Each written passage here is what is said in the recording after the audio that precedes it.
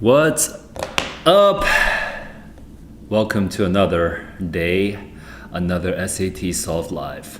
Today I'm going to be going over the 2018 March US QAS.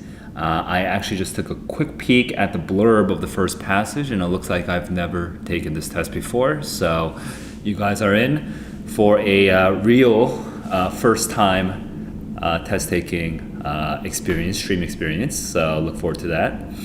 I am feeling a little less energetic than yesterday, which is the bad news, I guess. But maybe compared to yesterday, I have more of a clear picture of how to do this stream. Yesterday, if you guys remember, if you guys watched it, I covered the 2017 April US reading. And what happened was, it actually took a whole 3 hours just to do 5 passages from the reading. And I was burnt out by the 5th passage. I was like dead. Even though I was timing myself for the actual reading and the questions, I was doing a bunch of explanation in the middle of a bunch of things. I would stop time and do like long explanations and whatnot. And that destroyed me. It made me so tired. And I couldn't even finish the writing. Today, my picture is 2 hours for the reading. So right now it's 3 p.m. in Eastern time here in New York where I am. And so I want to finish the reading by 5 p.m. And then I want to finish the writing by 6 p.m. So that's 3 hours, finish the entire thing. Don't have to do it again for day 2 or anything like that. Just finish it in one go. Okay, so that's the plan. Oh, I just realized my streaming situation. I need to make sure that's okay. Okay, no, we're good. The last stream I did, like the first 15 minutes just like cut out. so I had to just double check. Anyway, yeah, so I will be doing the reading in 2 hours and then the writing in 1 hour. And what the biggest difference from previous streams is not the format. The format's still going to be the same. I'm still going to time myself reading the passage, stop the time, explain and tell you my summary. Then I'm going to start the time again and finish the questions, and then stop the time and score myself, and then give tips on this passage and then move on. I'm going to still do that. The biggest difference is not the format. The biggest difference is that I'm going to just explain a little less. Does that make sense? I'm going to explain less, and I'm going to answer questions a little bit more efficiently in the sense that I'm just going to give like very short answers basically, because I want to keep these streams tight enough where I can at least finish a whole test in 3 hours. A whole EBRW test, I mean, the first 2 sections in 3 hours. So that's the plan for this stream.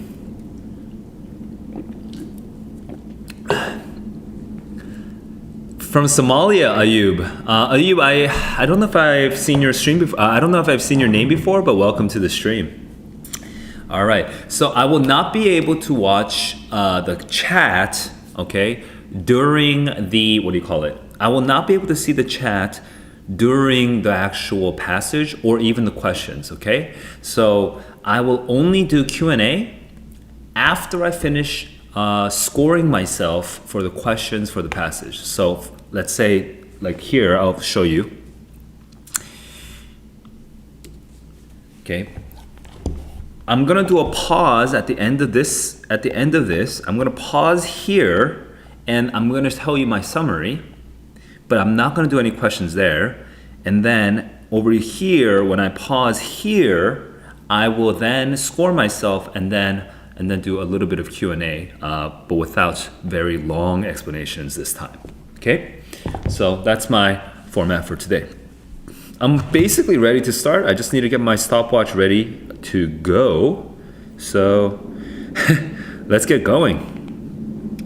All right, guided access is now on my iPhone. My Apple Pencil is, let me just double check. Yes, it's functional. All right, the audio is good. The video is ready. Oh no, hang on, one change. I just saw this. I need to fix my sidebar over here, down here. 2018 March US QAS. Okay. So that is reading. Let's get into it. Actually,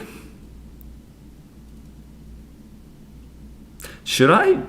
I've done this in the past before. No, you know what? I'm not going to complicate it. No. Simplify. I'm going to go. Let's get started.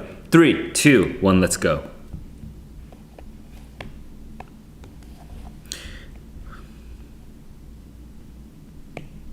Naomi visiting the narrator from Ethiopia. Okay, the narrator is a family friend from Ethiopia at the store he manages. The narrator is a he, and he manages a store.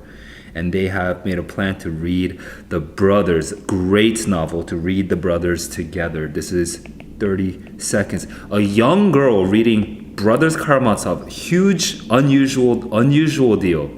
40, 50, and then Naomi had read none. One more. I was utterly defensive. Oh, the little girl is persuading him to read the book, okay? Of course she was. Her attention never seemed to waver, staring, focused on everything, taking it all in. Not just words, but also the whole scene, everything. It was impossible. But that was every time I looked at her, it seemed so perfect just being with this 11-year-old girl. Now nostalgic, because of course even then I would eventually find myself standing here alone. Oh, interesting tone there, an interesting shift there. And just as that knowledge would threaten to destroy the scene, just be small, and I'll be happy once again. It's fragile. It's like it's too perfect, too good to be true. This is 1 minute and 40 seconds, and then I had more customers then. Oh, okay, so things have gotten worse since then, okay? And I treated each interruption as an assault on my privacy because the reading was so important. When someone I didn't know entered the store, right, I would keep my eyes on the person wandering. She would take the book out.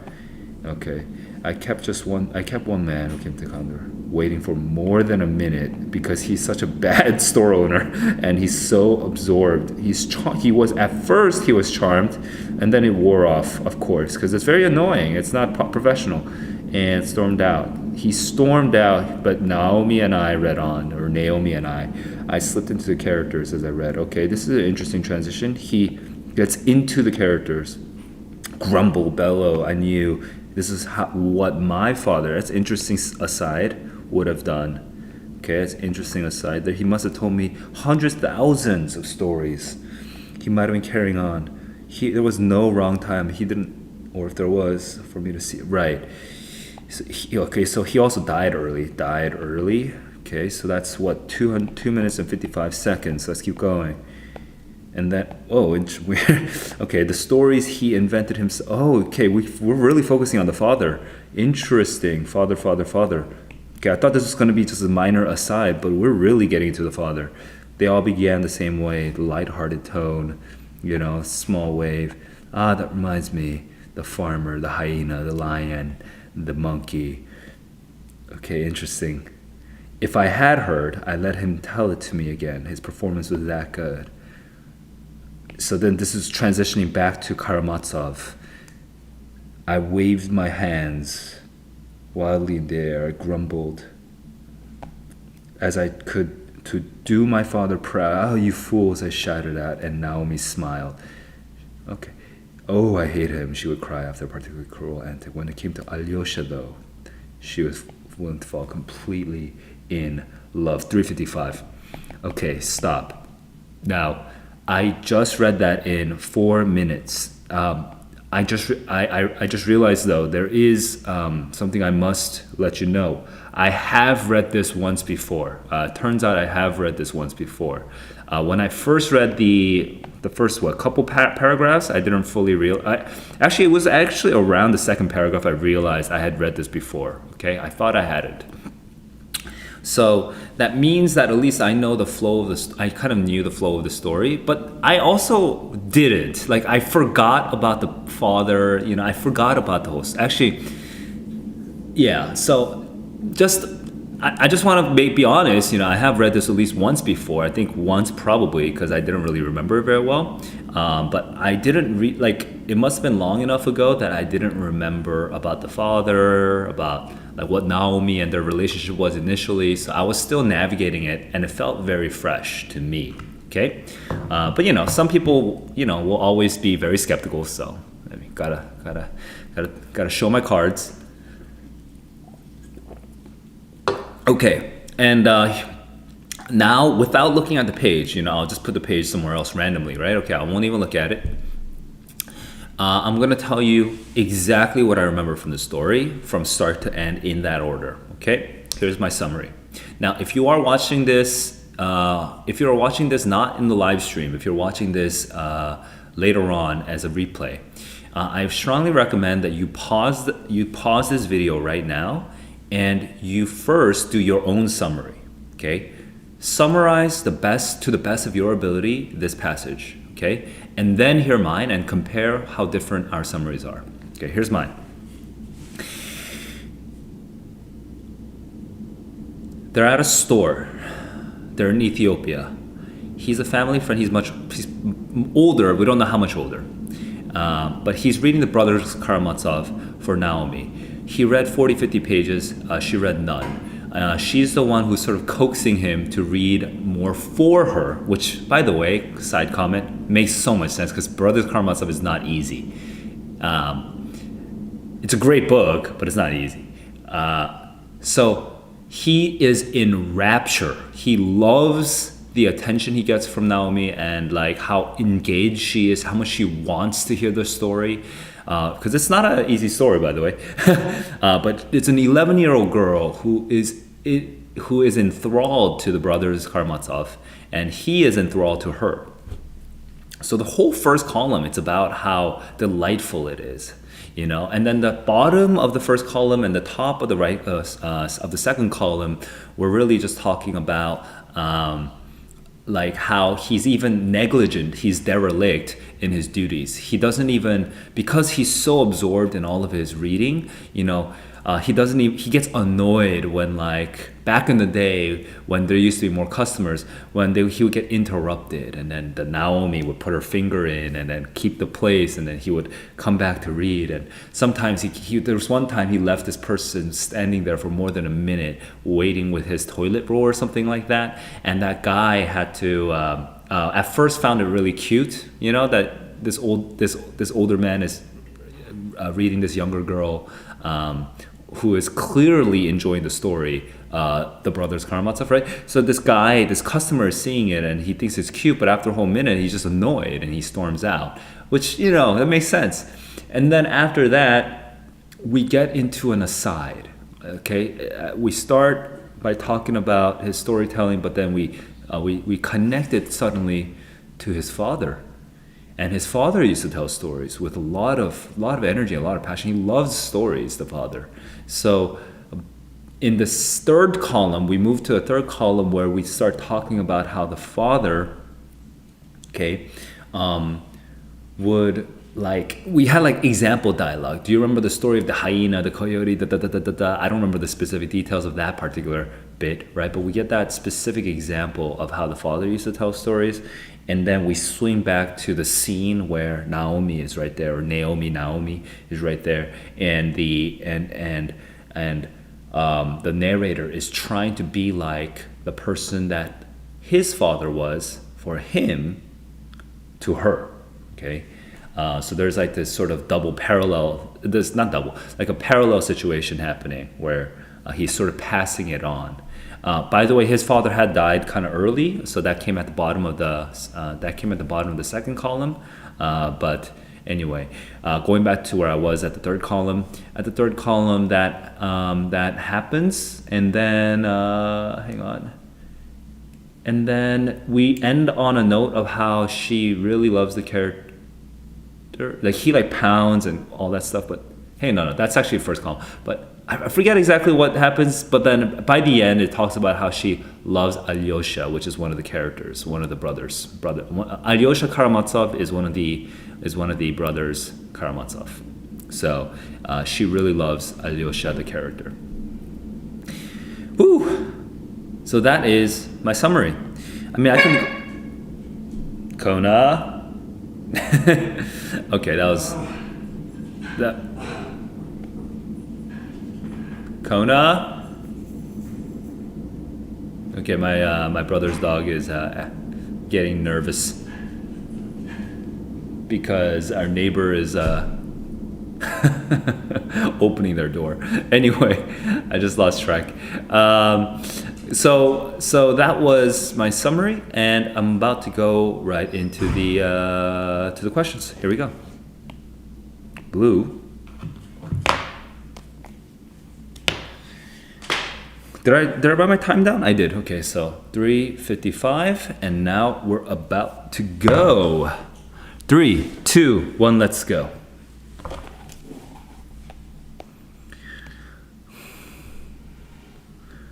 She hated the elder Karamazov. I'm just double checking some things right now. Okay. Over the course, the main shift is from the Naomi to the son, or like Naomi to the father.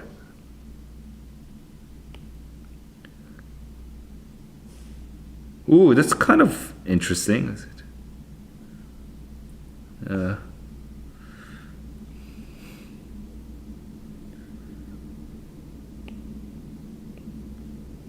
Events? It's not an single, yeah. Yeah, the emotional significant the activity here is the activity of reading of a recitation of a story. Okay, that one's I can come back to that later, but I'm pretty confident with that one. That reading to them interferes with the responsibilities. That's top right. It interferes with his. Basically, yeah, he gets upset. So I'm going to start with 40-42. But basically, before yeah, here we go. That whole area though is where the interference comes out. So 32. Oh wait, what? Sorry. 42. I guess it must be here. Sorry, I was looking at the wrong. Ah, damn it. Annoying. Okay, 35-38. Let's just double check 35-38. Yeah, waiting for a minute. That is the evidence. I'm gonna go to 5. Okay, I can come back to this and double check just because I didn't check these other 3, but I feel pretty happy with that evidence. Descriptions of Naomi suggest she is notable for her ability to concentrate, and observe is a little weird, but yeah, observe I guess is probably the right answer. 5:55. Let's just move on. Which choice best reflects the perspective of the narrator regarding his reading to Naomi? He loves it. Unequivocally delighted. Why? Ooh, a creative outlet? I'm not sure. So maybe pleasantly so enthusiastic. This seems more reasonable. Oh, what? I see. He is somewhat ambivalent. He knows that, this is not quite, but yeah, ambivalent is maybe, I wouldn't use the word ambivalent per se because it's clear that there is an overpowering feeling, but I try not to, but I actually skipped this part of my summary to simply just live. But he is a little conflicted. Ambivalent is a little strange. Ambivalent makes it sound like he doesn't fully enjoy it. I'm gonna just add that as 650. Okay, yeah.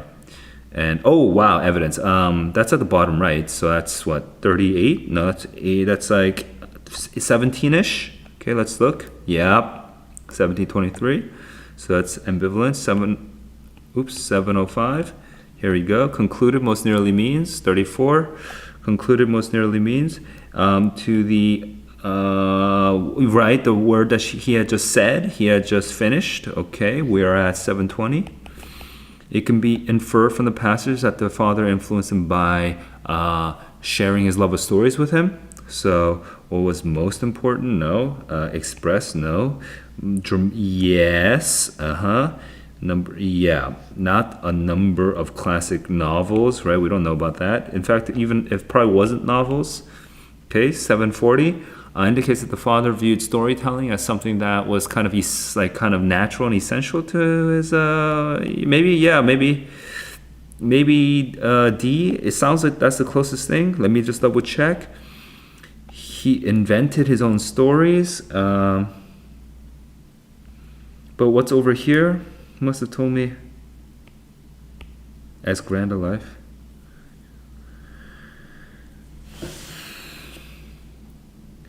Okay, of any given day, anywhere, no wrong time. I see, no wrong time. So yeah, just everyday life. So that's 825. Okay, so that's at the bottom of line 53. Wrong most nearly means 53. There was never a wrong time. There was never an inappropriate time. That's correct. So that's 840. Now I'm going down to which situation is most similar to the one described 66, 68. 66, 68. If I heard it, I still let him tell it to me. That's how much he loved it, how good he was at it. So yeah, you would rewatch the same television series. I'm looking at A. You would have to rewatch it. Yeah, rewatch. Okay, all right, and that's 9, 10. And I am going to basically double check some of these. 29 to 30, let's just double check 29 to 30. Is that even the right kind of information? 29 to 30, 2.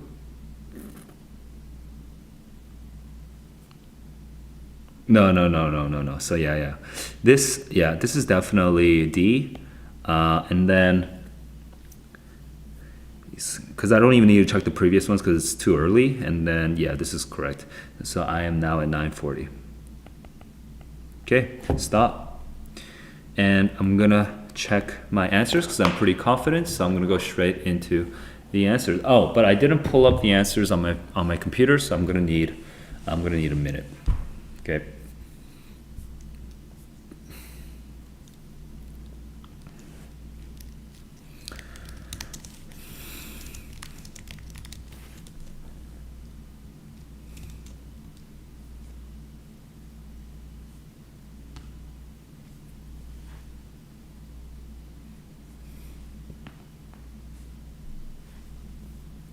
Okay, so I got C, D, B, D. C, D, B, D is correct. B, B, C, B, B, C are correct. D, A, C, D, A, C are correct. That is 10 out of 10.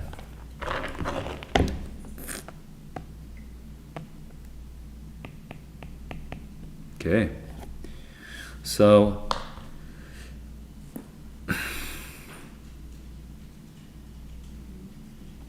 I actually like the idea of making this green to show my second time going around it. So I'm gonna just leave a record of exactly what I did, which is I came back to this and then I came back to this. Okay, so I just want to be able to visually represent what my journey was. So in fact, I'm actually gonna be like here and here. So that was my journey. All right. So yeah, 10 out of 10 and 940. Now we're about to go into the second passage. Let me just take a quick drink and I need to kind of energize myself. Oh, because I'm a little more tired compared to yesterday. Give me a sec.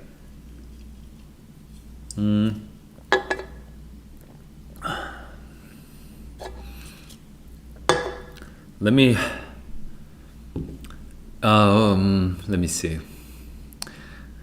It's okay. I just gotta push through at least the second passage. Okay, let's push through.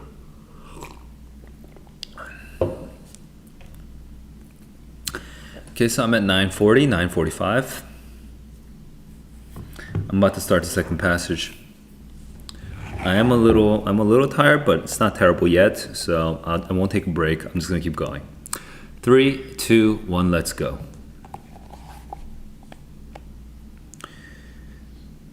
Drunk tank. Oh, stop. I just realized something. I didn't give tips for my previous passage. Okay, sorry. So I got 10 out of 10, right? Tips for the previous passage. When did my map fail? My map failed once. When I say my map failed, what I mean is if I read a passage once, okay, during that whole time, what am I doing? I'm creating a map. Like, oh, it first says this, and then it says this, and then it says this, and then it says this, and it finishes like this, right?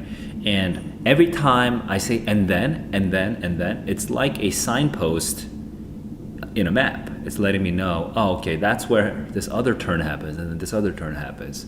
I'm keeping track of all the turns. So my map failed where around here where I didn't fully. Actually, I guess my map didn't fail. I just wasn't paying attention to maybe some of the significance of this. Okay, no, I won't be too critical about it. I did pretty well, so I'll just say this, okay? If I were to give tips for this passage, I would emphasize the third paragraph where, of course, she was paying attention. She was taking it all in. You know, her attention was never wavering. All of this stuff over here, you know, you should really notice that. That is a significant and unusual experience. Okay, for an 11-year-old girl to be like that absorbed in this book, right? It's special. It's a special experience. I don't want to judge and say unusual because who knows, but it's a special experience. And then over here, you should also notice. See, ambivalence is a kind of weird word for this, but you should at least notice that he feels two feelings. Okay, which by the way, technically is what ambivalent means when you feel two feelings, but it's like a little conflicted, right? He feels like he really loves this, but he also thinks about how years from now he is going to be crushed by the nostalgia of it and stuff. Okay? For some reason, I forgot this part when I was doing my summary. Okay, but that was significant. To know that it feels so precarious. And then, so yeah, I would just emphasize that particular one, and I would also emphasize this. She insisted, and hang on. She pleaded, insisted, right?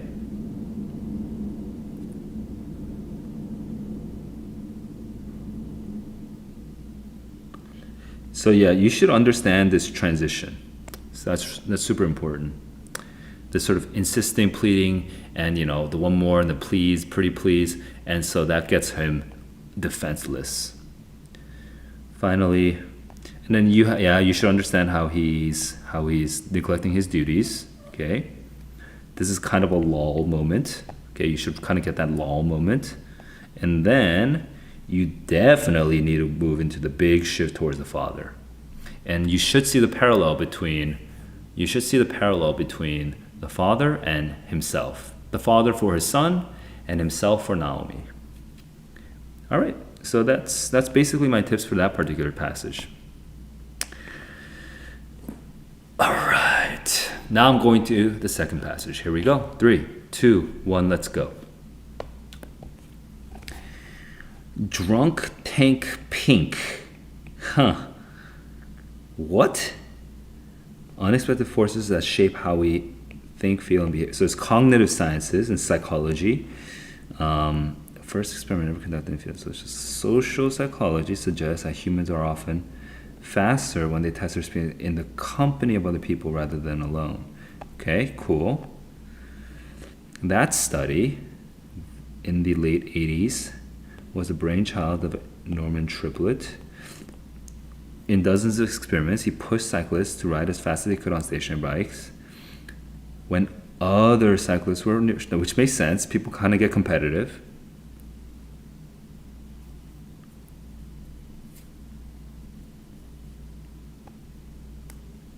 So this was his observations. Then it transitioned to a lab study. Give me a second though. So here we're not gonna only talk about triplet, but interesting. I don't even know what the end of this is right now.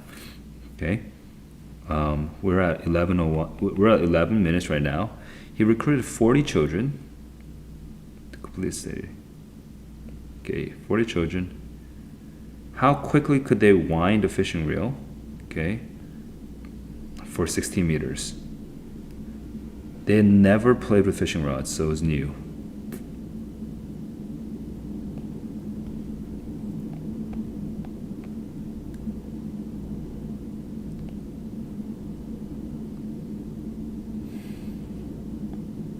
Okay, now we're switching to other researchers.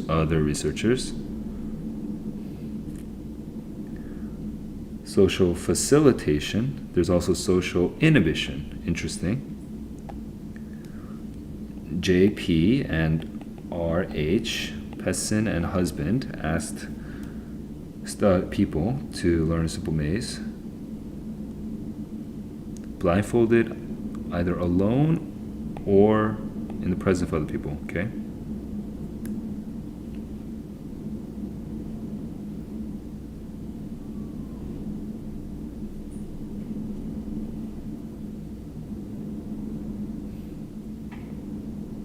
That makes sense too, because it's more of cognitive. It's less of a physical thing.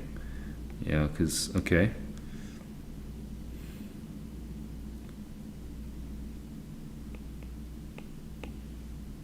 Yeah, that's exactly what I was thinking.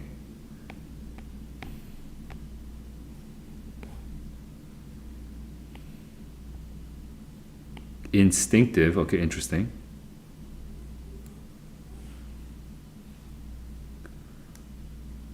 Frantically winding is instinctive, whereas learning is difficult and requires concentration, right?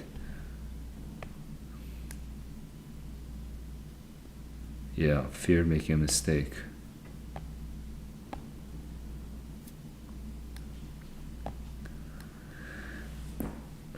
He started with cockroaches instead. That's interesting.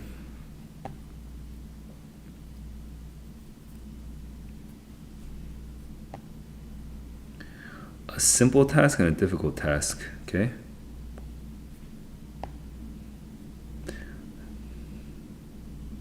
Alone versus in front of an audience. Hilarious. Okay, quicker when watched by an audience to cover the straight runway. Interesting. But with the complex maze, more quickly when they were alone. Crazy. Crazy how cockroaches and human beings are the same. That is so funny. That is so funny. Oh my god. Human performance of easy and difficult tasks. Right. The easier the task, the better it is to do with people. Okay. It gets faster. Whereas the harder the task, yeah, the longer it takes. Okay, cool. That makes a lot of sense. Putting on the shoes versus putting on back tie. Okay, 14:30. Stop. Wow.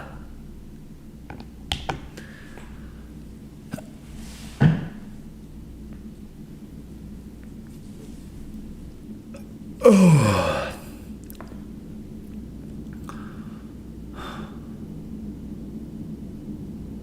Okay. I just stopped the time. It's at 14:31. I do feel a little sluggish still, but I'm going to continue to push through on this passage. Here we go. So first we talk about this guy named Triplet.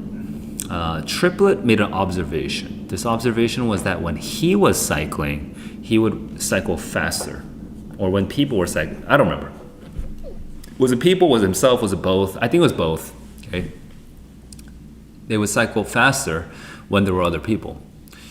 Well, he turned this into a lab study where he took a bunch of kids, I think 40 kids or something like that, and gave them a pretty simple task.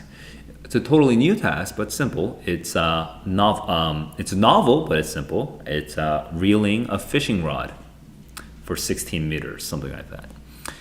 And it turns out the social facilitation effect holds true in that study.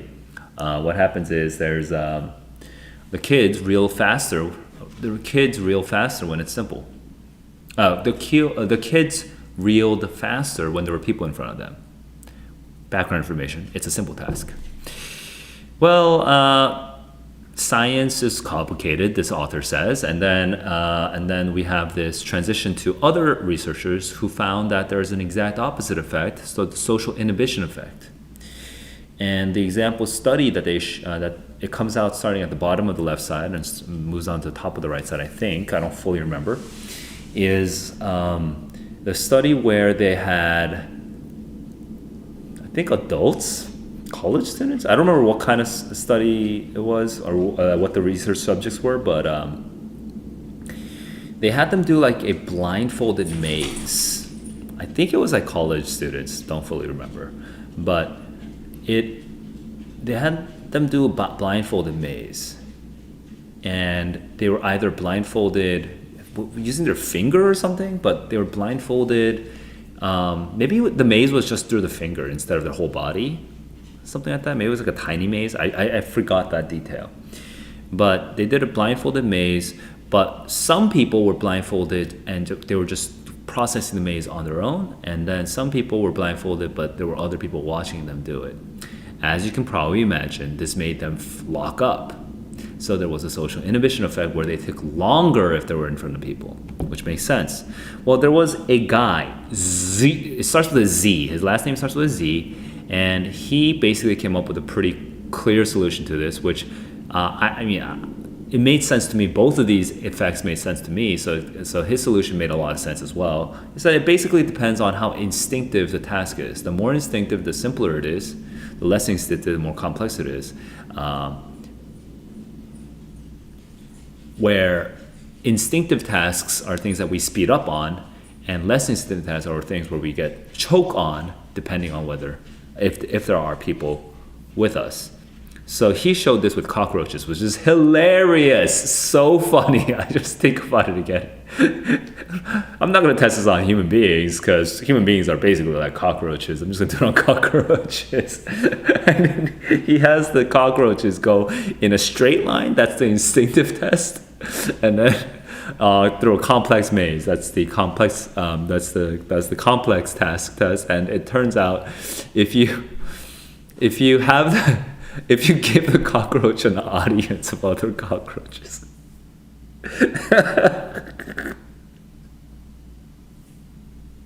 sorry, it's such a funny experiment. If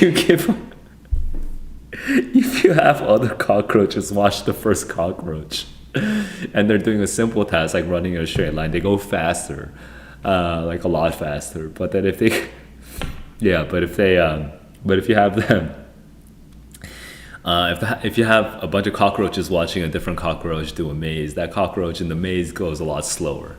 They choke up. So anyway, that's my memory of the passage. It's pretty much I feel like it's basically, I summarized it every 3-4 lines. Like I think I basically was very detailed. If you paused the video and you compared your summary to mine, let me know what some of the similarities and differences were with your summary and my summary. Okay. Hey 99, what's up? I see your comment. I will not reply just in the. I will do all of my Q&A after each passage, so I'll be back after I do the questions. Okay, here we go. 3, 2. Oh, sorry. Here's my time. 14:30. 3, 2, 1, let's go.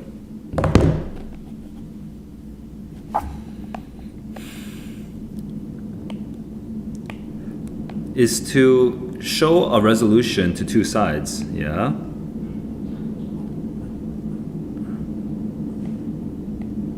That makes sense. Historical development. Yeah, that makes sense. 1455. I'm pretty confident with that one. Which choice best represents the different meanings of simple in 2736? I assume this is simple tasks, right? The task was simple, and then simple stories. Oh, that's different meanings. Simple task means like an easy task, right? Over here, I see that. And then simple stories, yeah. Like, oh my God, it's right there. It's right there. 1525. I didn't even need to predict, it was right there. Like A was just tempting me with its own rightness. Based on the passage, the design of triplets most likely ruled out which objection. Oh, the novel. It was novel. And the fact that it was novel means that there were no kids who were better at it. So, hang on, let me see. Prior experience, there we go. Yeah. That's 1555, and that's at the middle left here. None had played with, so that's 29-ish, 28, 29. So here we go, that's 1610. Okay, pause. Notice that? I did these two questions in 45 seconds. Okay, I did these two questions in 45 seconds. How much time did it take you? Like seriously, go and check. How much time did it take you to do those two questions? Do you see the huge difference when you predict the answer and you know where it is in your map? You know the map of the passage, so you know that you have to go to the bottom left or middle left, right? Do you see what a huge difference that is? Anyway, moving on. I don't want to do long explanations today because I want to finish this all in 3 hours. But yeah. Gonna start time again. Okay, I'm at 1613. Here we go, 3, 2, 1, go. As presented in the passage, Triplet would most likely agree that human beings are influenced by social pressure. Cooperate? Huh. Hang on. I'm going to look at the top. That we have these abilities that we do not exploit. That seems like it could be there.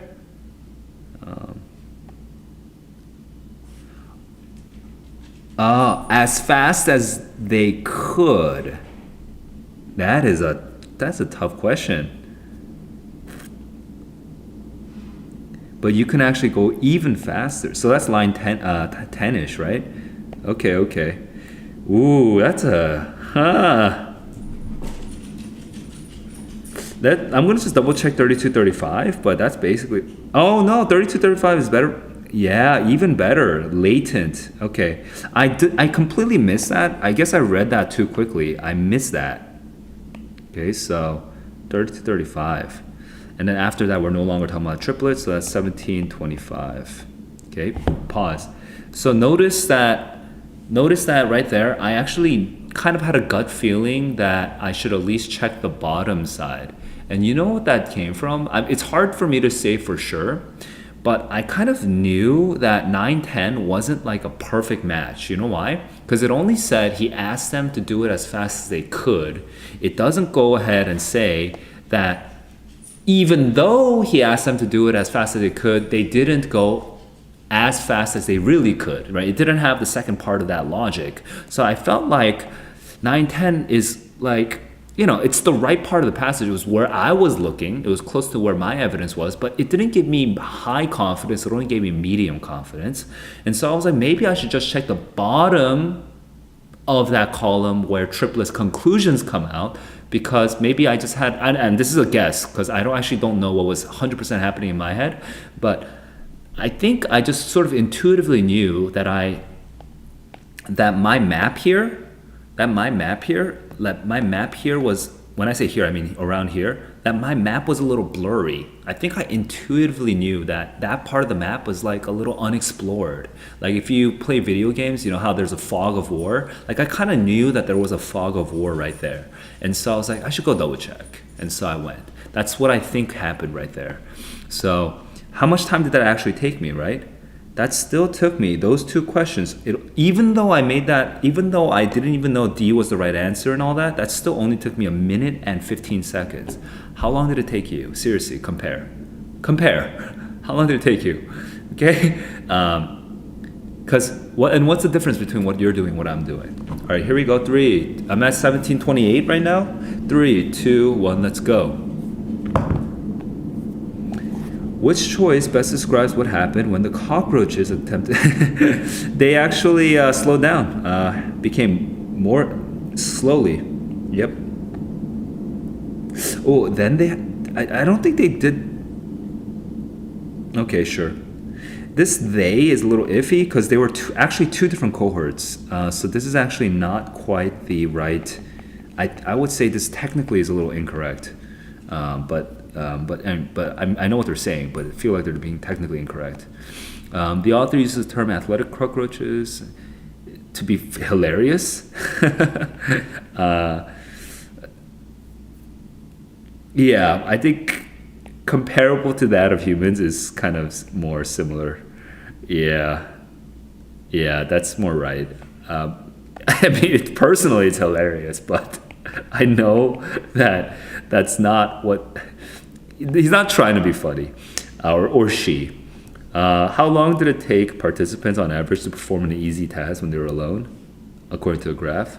Easy task alone, okay, and it takes them longer. Okay, it takes them longer. Easy task alone, somewhere between less than 5 seconds longer when they're doing an easy task. Okay, less than 5 seconds longer. Hang on, what? Oh, we're just looking at the left column. Sorry, I'm not doing a comparative. More than 10 seconds but less than 15 seconds, is that right? No, more than 15 seconds but less than, sorry, I misread that. Okay, that was a waste of time. I wasted time because I misread the question, okay? Sorry. But that happens. Information about which of the following is presented in the graph but not discussed in the passage. Hang on, let me just think. Oh, inattentive audience is definitely correct. All right, because that definitely did not come out in the passage. 1930, done. Okay, and I'm confident in those questions. I'm confident in my choices right now, so I'm about to go into the answers. I'm about to score myself really quickly. Here we go. Okay, I'm looking at 11. I chose D, A, B, C, and it says C, A, B, C. Interesting. Okay.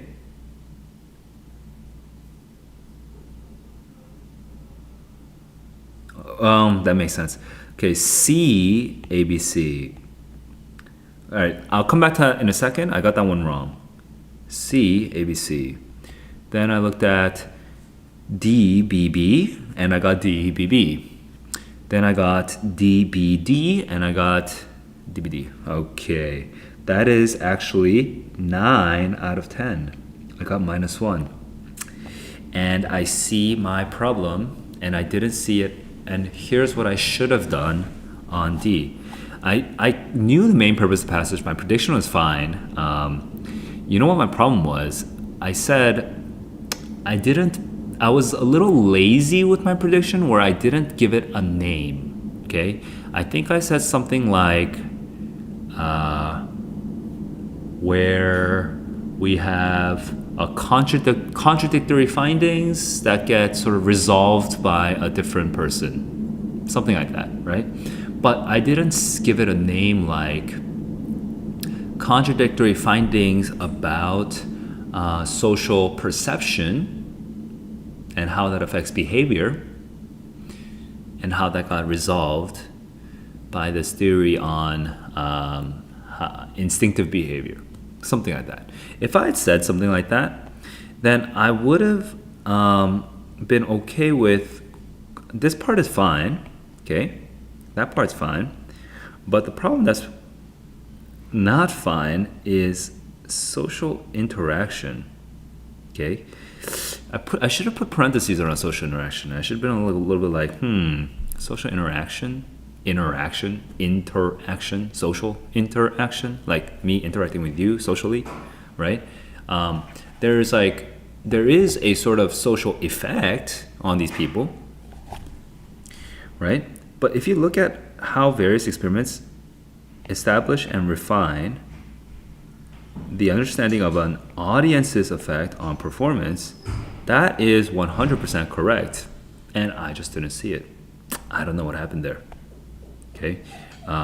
Other than I had a prediction. My prediction was a little too broad. When I looked at D, I didn't put a lot of pressure on social interaction.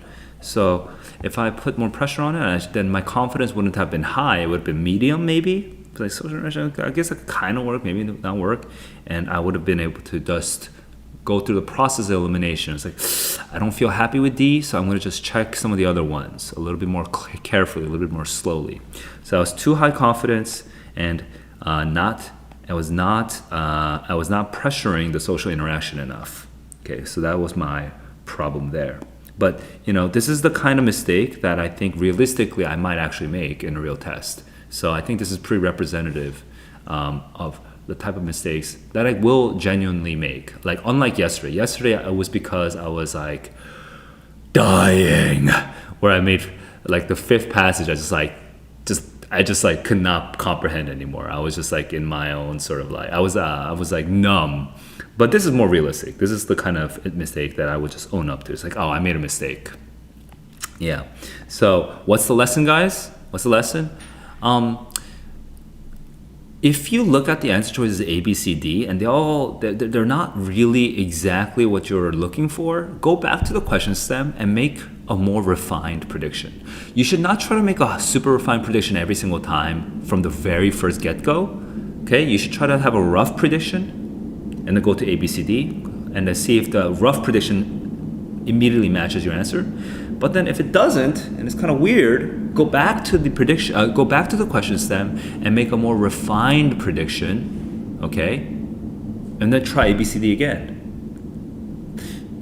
And then if you really have to try one more time, go back to the question stem, make the most refined prediction you can make so far, and then go back to A, B, C, D, and make your choice. If you can't make your choice even on the third time, you should still make a choice. Just make any choice, okay? And just mark it as low confidence, right? So that you can come back to it later after the test, after you finish the rest of the test. Okay, so that's my strategy tip here. Now going back to this passage now, I still fully understood the passage. It was not a problem. It was just a test-taking error, if anything. So it's the kind of error that I accept. If I get a 790 instead of 800 because of something like this, it's like, yeah, it's annoying, but it's like, yeah, it was a error. It just happened. So I wouldn't beat myself up over it just because it's fixable. Just predict a little bit more tightly. That's all I need to do. Now, if I'm looking at the answer, if I look at the passages though, if I look at this passage, what's the key thing to understand? I mean, the structure of this passage is not crazy, right? The hardest part about this passage is that the blurb is actually not that useful. Like I have no idea what this blurb does not help me at all. So it's a little awkward to go into a passage and not really know what's gonna come out. And that's the hardest part of the passage. It was really hard to predict what will happen. But basically, when you get down to, so you should go from the observations to the controlled lab study, and then when you see this transition right here, you should really pay attention and say, oh, we have social facilitation, but also social inhibition. You should see that, okay? You should see that, and you should be like, okay. We're kind of starting chronologically in the 1890s, okay? But then chronologically, we're going well into the 20th century, and we find, we don't know the time of this, okay? But this is well into the 20th century. We don't know the time of this, but just know that chronologically we are developing that idea. Just know that, okay? And then Zayon, I don't know how to pronounce that word, last name I mean, but when we get Zayon, we have this proposed solution. At this point, you really should know that this is the rest of this passage is definitely going to be about Bob Zayon, okay? I'm going to call him Zayon because I don't know how to pronounce it. But basically, you should know that it's about it. And yeah, if you laugh at the cockroaches, that's just you. but you don't have to laugh at it. But you should know that he is making comparisons to human beings. I mean, otherwise, why would he even be doing this, right? He's using cockroaches instead of human beings, right? So you should know that there is a comparison going on, okay? So, yeah, amazing passage. Really happy about that passage. It was really fun, actually, to read and everything. It took me, 10 minutes to do? So not so bad, making good time. Made one error, but that's the kind of realistic kind of error that I normally would make. So I wouldn't beat myself up over that error. Okay, I'm gonna do the next 3 passages, but I do feel myself feeling a little tired right now. So I'd like to take a quick, and also it has been 55 minutes. So 3 what? 55 minutes? I'm explaining too much. I have to finish. Like, these are the 2 easier passages. Oh my lord, I'm explaining too much already. Okay, guys, I'm gonna explain less. Okay? Because I want to finish the next 3 passages in 60 minutes. Okay? So I'm gonna take a quick 5-minute break. I'll see you at 4:01, and I'm gonna explain a little less so that I can finish the next 3 passages in 1 hour. All right, be right back.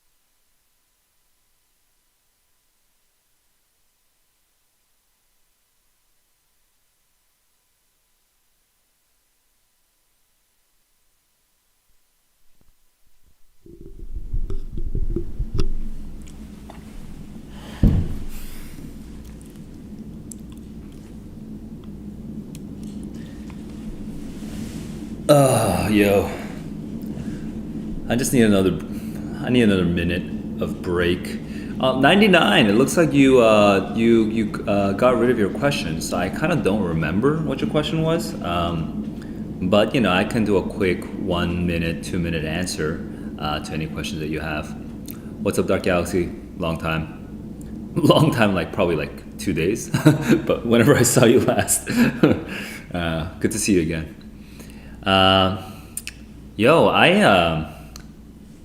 I have to battle this feeling of wanting to explain. Like right now, I'm trying to be a teacher on top of being a streamer. And what that's doing is it's making this take way longer. Just like yesterday. Yesterday it took me 3 hours just to do 5 passages. I really don't want to do that. I want to finish the reading in 2 hours and then finish the writing in 1 hour. Or maybe like finish the reading in 2 hours, 15 minutes and finish the writing in 45 minutes. Something like that. But I'm already behind. Anyway, That was a decent break for me. Decent break for me. Let me just take a quick water break. Some warm water for my throat.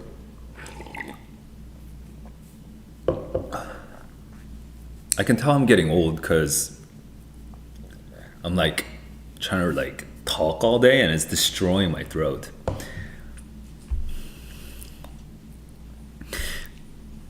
All right, guys. It looks like we have no questions, so we're gonna get right into it. Let me open it up. Passage 3. Here we go. I'm at 1931, okay? And I'm about to hit up the third passage right now.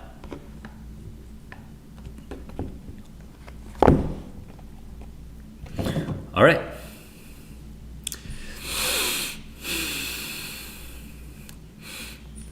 I got my lesson, okay? My lesson was that, I shouldn't be so lazy with the word choices after I make my prediction. Hey Kona, what's up? You want to go outside? I can't take you outside right now, though. I'm streaming. My brother's new dog is very quiet. Just sort of looks at me with sad eyes. Anyway, Kona, we can hang out in like an hour, or 2 hours, I mean. We can hang out in 2 hours, okay? I'll see you soon. I got my lesson. My lesson was don't be lazy with the wording, and I got my rest. So right now I'm just looking forward. And I actually that last passage was so funny. I'm looking forward to the next passage. All right, here we go. 3, 2, 1, let's go.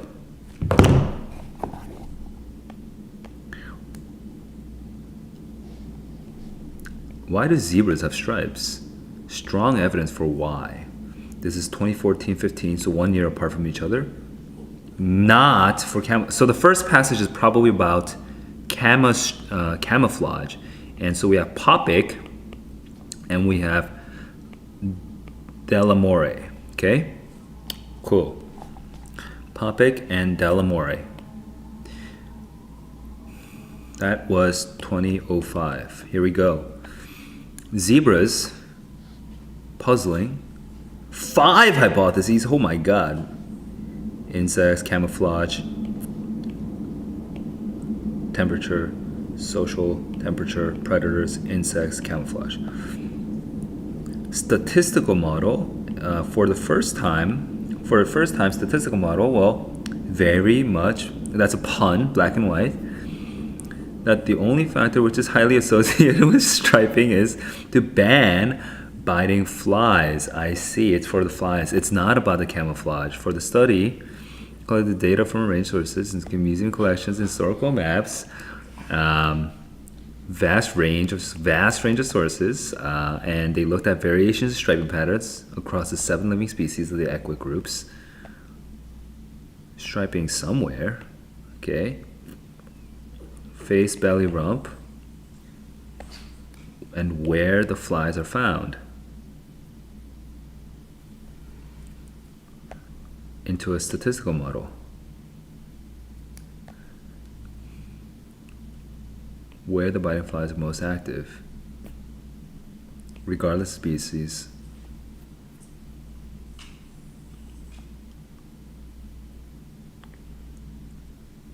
Huh, interesting.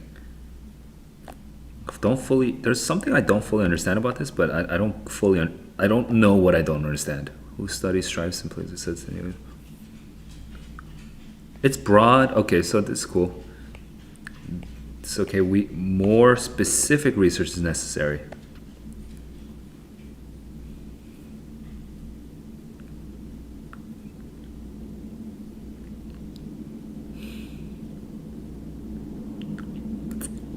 They tested predators. They tested forests. Okay. 2215, here we go. You know what? Pause real quick. I think one lesson from my previous streams is that I've been rushing the reading a little more than necessary. So I'm just going to take a little more time, maybe 30 more seconds, just a little bit more time to make sure I fully understand the passages, especially once it gets a little, it gets a little technical, okay? Because that really made me bomb the last time. All right, 3, 2, 1, let's go.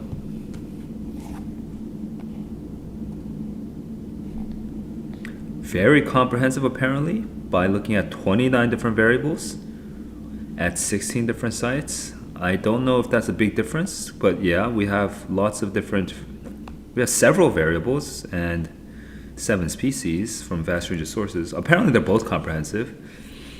Most correlated, so I'm going to look at the 2245. Definition stripes most correlated with the temperature and precipitation, and not with lions or flies. Oh, spicy. Temperature.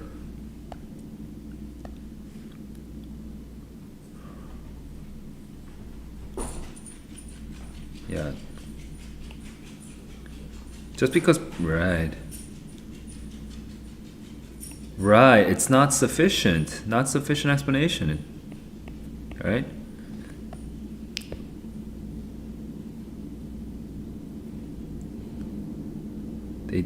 They digest less efficiently, so they need to spend longer period of time out in the heat. So I see, that's an interesting argument. The plain zebras with the most defined less common, the cooler, okay. Equatorial, right? Equatorial is hotter, okay?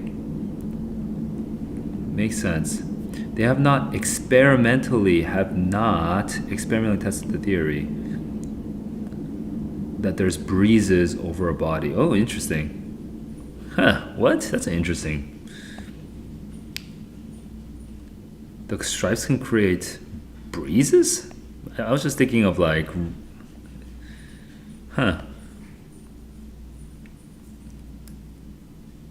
yeah, you wouldn't want black hairs. It's okay, so this, yeah, that's the opposite. This is so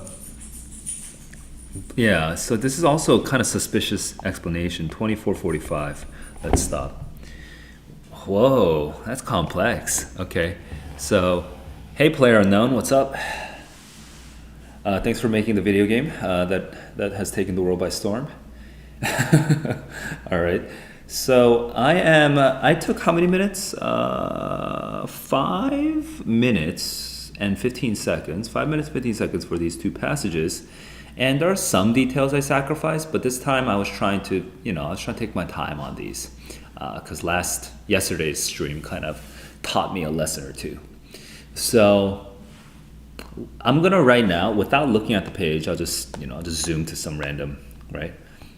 Hey, what happened here? That must be 1750, right? Sometimes there's like bugs where they just sort of randomly, I assume that's 1750. I'm not gonna fix that. Anyway, so I'm just gonna, right now, recite from memory from the beginning to the end of the 2 passages, okay? My summary. Here we go, passage 1. Passage 1, we are talking about how since Darwin, the zebra stripes have confounded scientists, but for the first time we have a statistical model that was fed with a lot of data, and it has come up with a black and white answer, a clear as day answer. Then that's just the first third of that passage, and then the rest of it is all just describing how the experiment design and the results. Okay, so it goes down and it talks about how there's a bunch of, a bunch of different sources, vast number of sources, something like that, like museums. I don't fully understand the sources, but like museums, something, but lots of data, okay? And it's on like 7 species of equids, like horse-looking things with stripes, I guess. And and other data things, lots of data things. I don't fully remember. And they also added data not just about the zebras and where the equids and where the stripes are and stuff, like the location of stripes and where they live, but also like some variables like what kind of predators there are where they live, how many flies there are where they live, and maybe like one or two other things that I don't remember. Okay, so they are testing some of the 5 hypotheses, but not all 5 of them. Okay, they're testing some of them, and they fed this all into a statistical model, and the answer came out that the highest correlation was, hey, insects. It's because of the flies. Well, at the very bottom, we actually have 2 objections. Was it 2 or 1? The first objection I remember, at least, is where they say something about how it's a broad stroke and we're going to need more specific research. Actually, that's the only objection I remember. So that's passage 1. Okay. In fact, after I restart time, I'm going to go back and double check the bottom of that just to make sure I fully remember that. I'm not sure if there was a second one. Then passage 2 starts at the beginning of the right side column, and it talks about how at the beginning, at the top, it says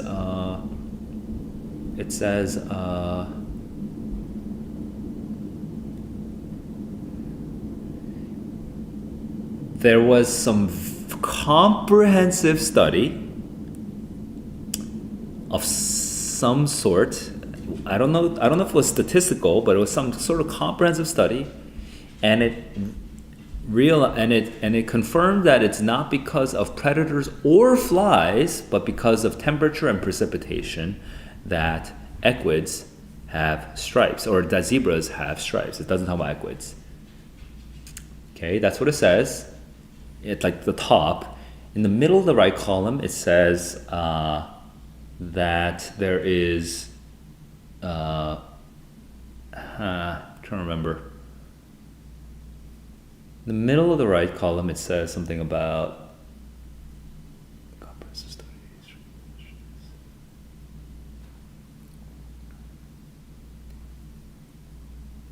oh, dude, I don't remember this. Why? Oh, well, there's this part where it explains that why they need, unlike others. Okay, right, there's the hypotheticals about the sufficient logic. So zebras are not the only ones to have predators, and zebras are not the only species to have flies bothering them, but they're the only ones with stripes. That makes no sense. Stripes are not predators and flies are not sufficient explanations. Okay, that's the implicit argument there. However, zebras are very inefficient with digesting, so they need to spend more time outside in the sun, which might explain the stripes, which is like, okay, that's cool. That's very interesting. I thought that was interesting. But then afterwards it says, but no one has ever proved this idea that having black and white stripes creates like a breeze, which is also a crazy idea for me. But maybe it makes a breeze because like temperature difference creates like a pressure difference. That'd be crazy. But it creates like a breeze. So there was no experimental proof of that. So that's the first qualification. And then now we're really at the bottom of this column. It says, but also there's like this UC Davis guy. I forget the name of him, but he's like, yeah, but bruh, why would you have black stripes if you're supposed to be out in the heat? And so he's sort of like poo-pooing. He's sort of like saying, nah, man, that doesn't make any sense to the whole theory.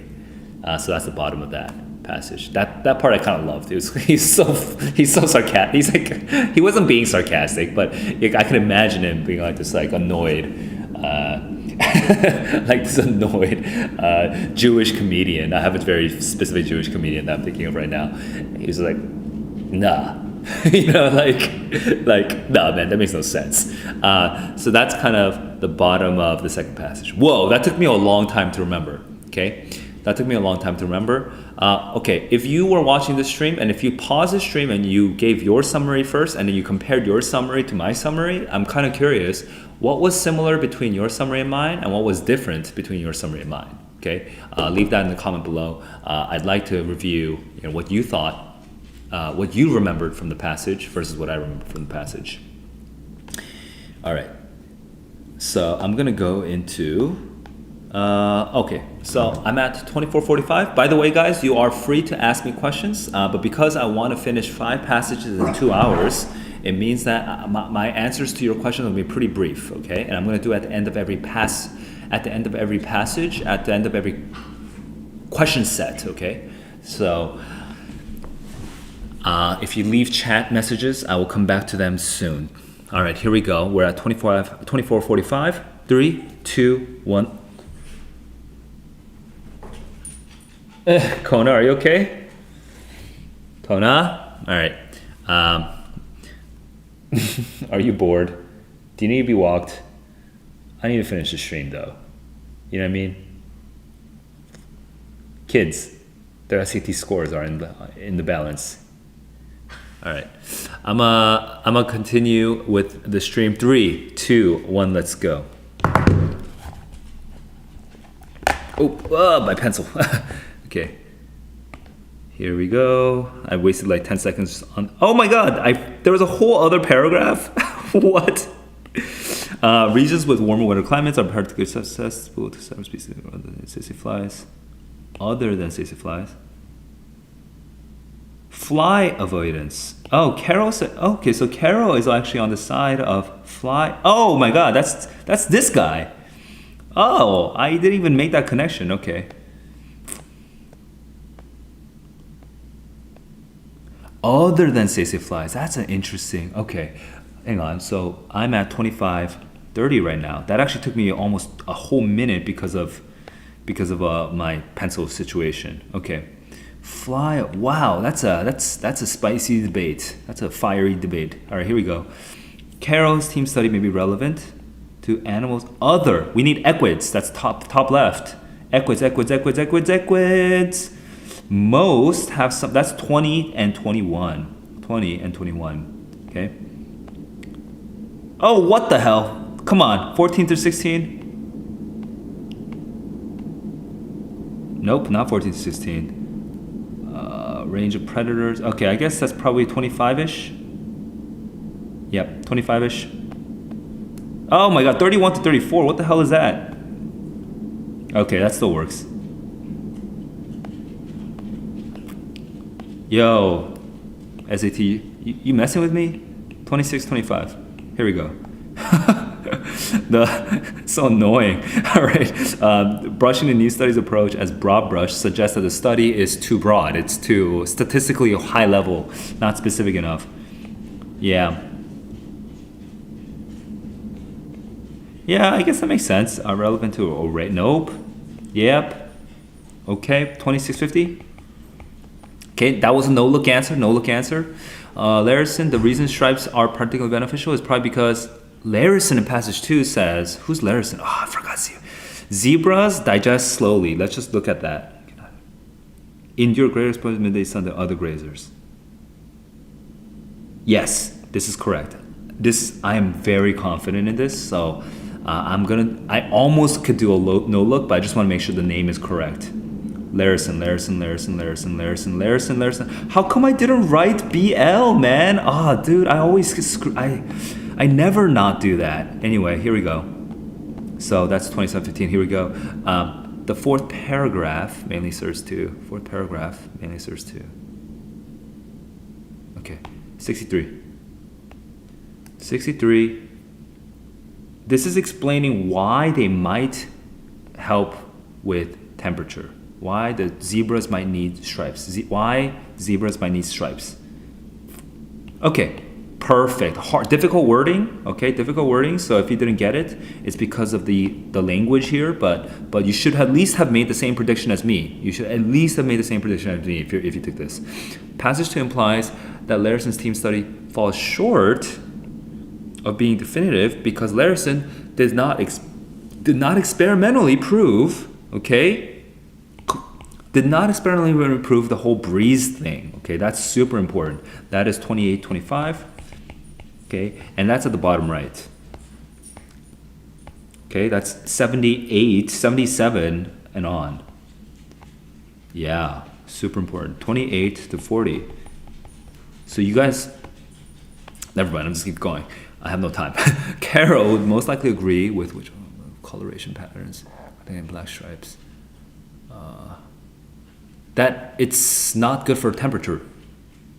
Yeah, perfect. 29. It's not good for temperature. That's what he says at the bottom of the right side. Bottom right. Particularly susceptible 990. That's bottom right probably. Mainly serves to. It's particularly susceptible 990. Okay, it's the last color you would want. They are particularly susceptible. Okay, vulnerable to. Okay, the flies. The flies are there. Mainly serves to emphasize that the correlations of the precipitation and the temperature is connected to the flies. Conception of the range is kind of F. Emphasize the abundance of pets, where some is a little iffy. Challenge of predators is off. Implied the heat more negative. No. It is emphasizing the abundance of pests. It is, but why some? That's a little strange. Several species.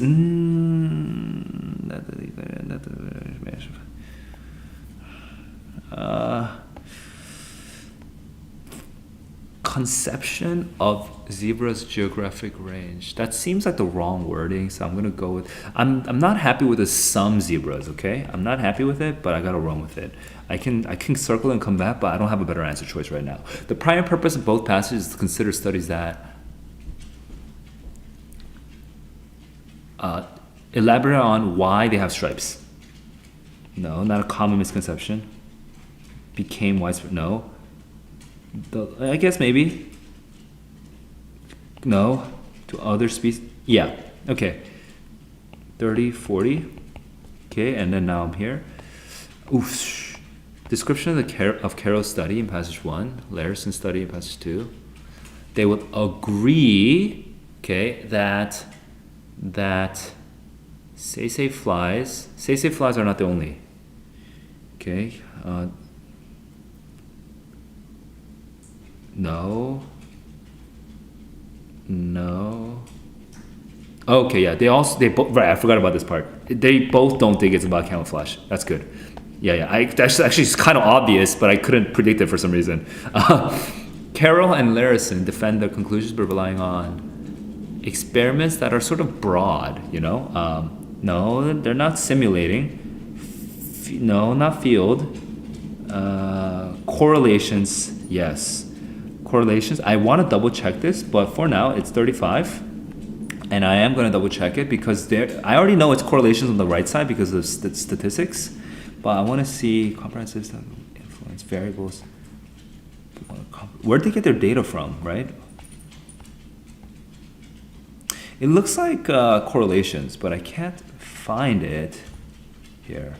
But it doesn't specifically say it though. At least I can't find it immediately, at least within time. So I'm stopping. That was 32 minutes. Okay. 32 minutes just to check this over here. So how much time did that take me for the passage overall? 32. So that took me 12 minutes and 30 seconds. A little over time, but that's pretty good. Okay. Because usually I want to have like 10 minutes, and then like 13, something like that. So I want to be basically done with the first two passages in like 20 minutes, usually. And then somewhere in the range, like these last three passages, I don't know which one's going to be harder usually for me, but the last three passages are generally going to take longer for me. So 13. Okay, something like that. Doesn't always have to be perfectly that way, but 10, 13 gives you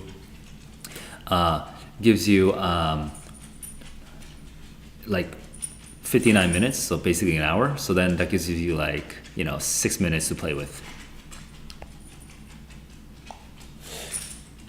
I'm nervous because last time that Kona started pacing around like this, he took a dump in the house. So I think I need to take a 10-minute break and let Kona out of the house. Guys, I'm sorry, but the dog has been begging me basically to let him out. So I gotta let him out. He's gonna crap. He's gonna take a big crap right now. All right, I gotta go. I'm sorry.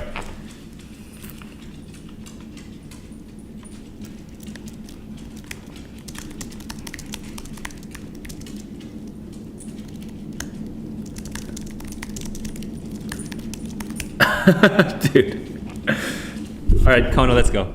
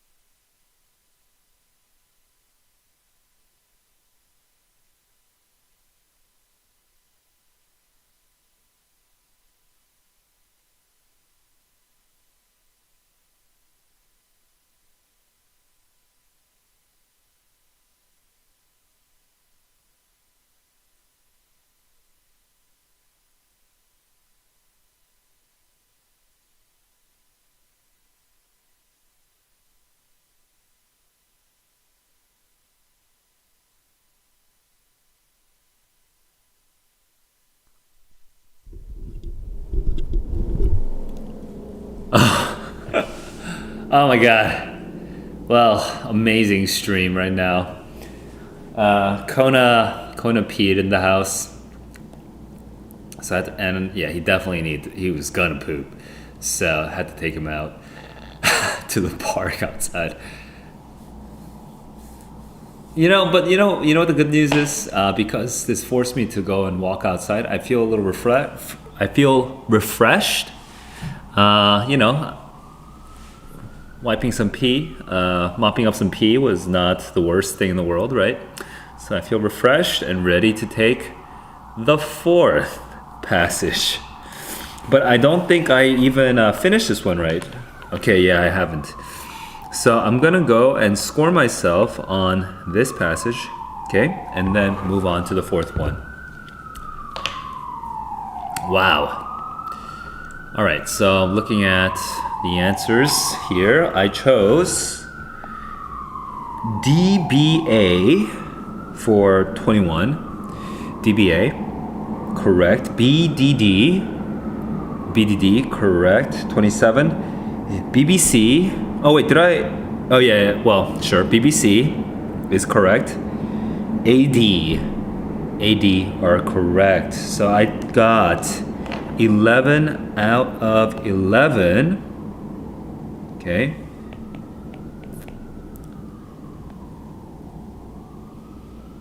$11 out of 11. And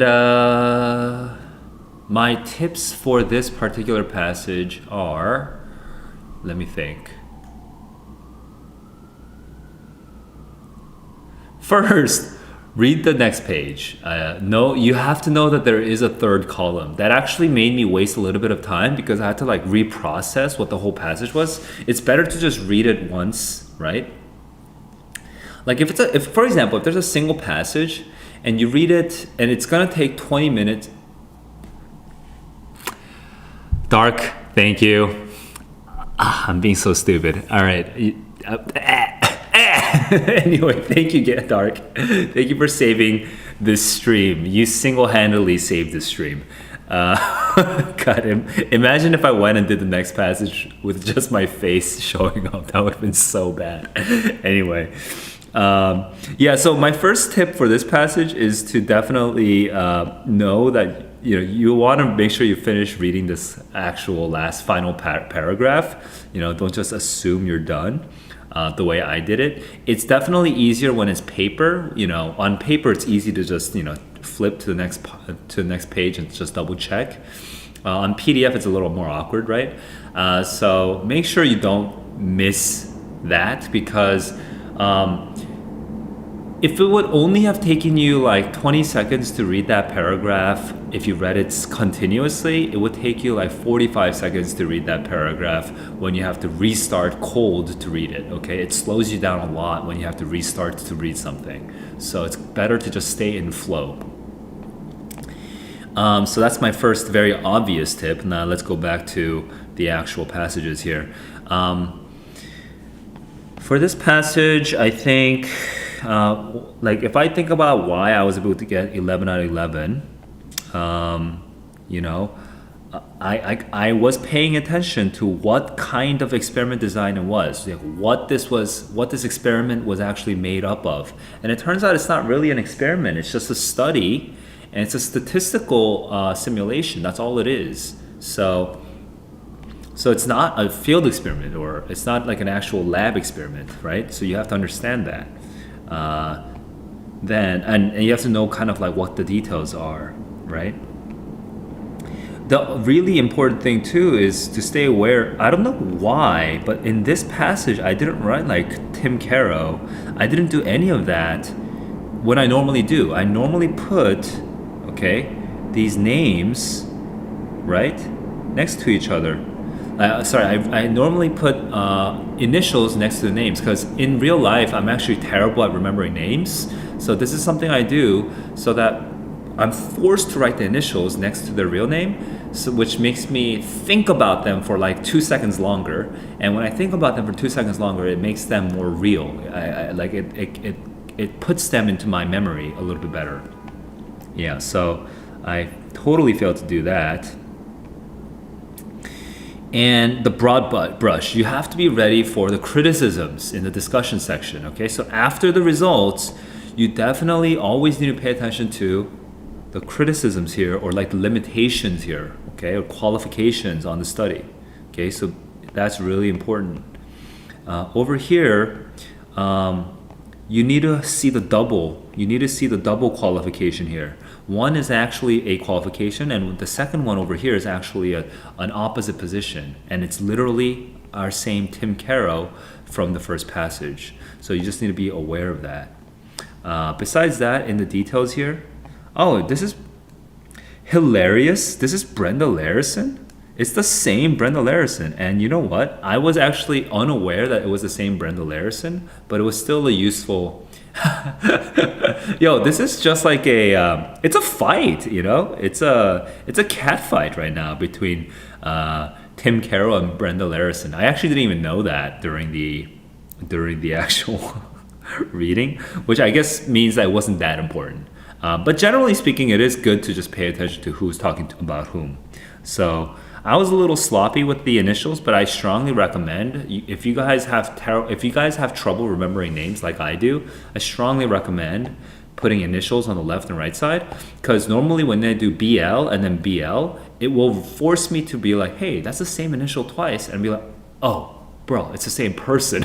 You know, like it gives me that, like it's only like 5 additional seconds, right, to write like an initial on the left side, but that 5 seconds does so much work. Such a useful 5 seconds. So I really strongly recommend that.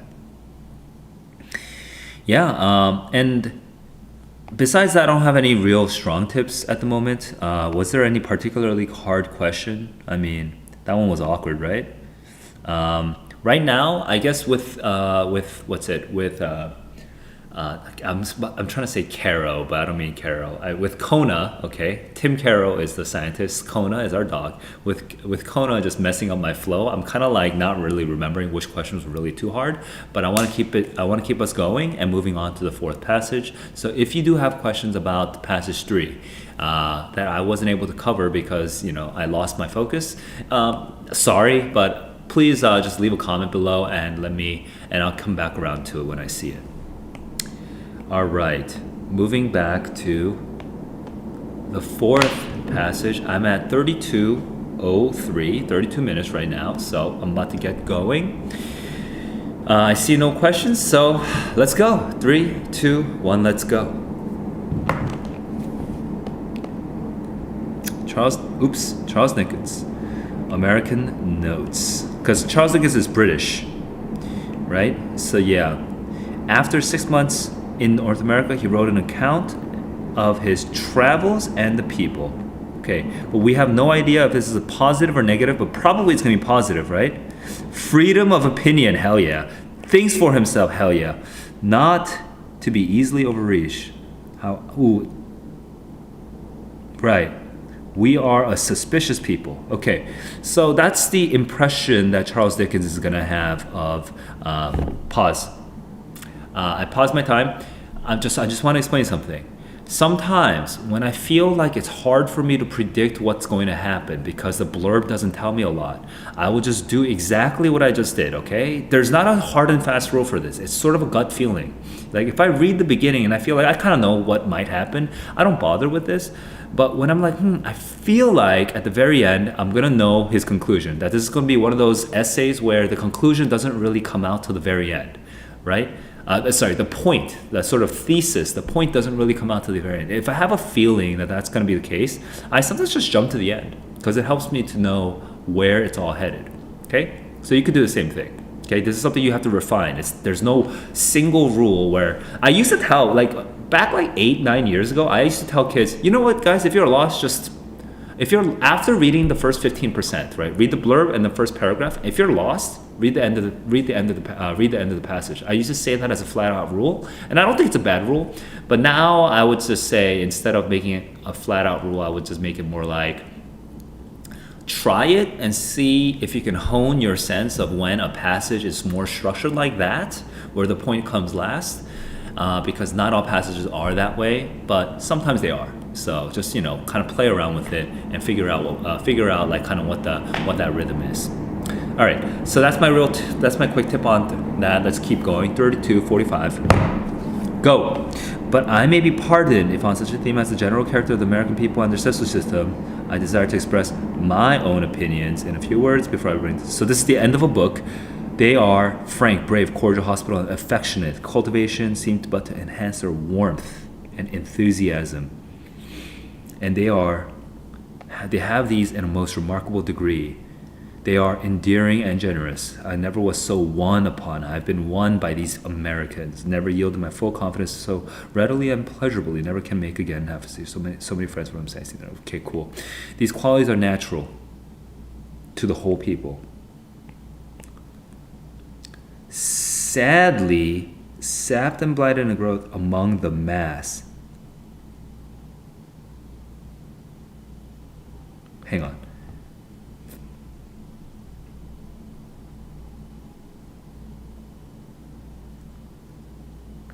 And there are influences which endanger these qualities.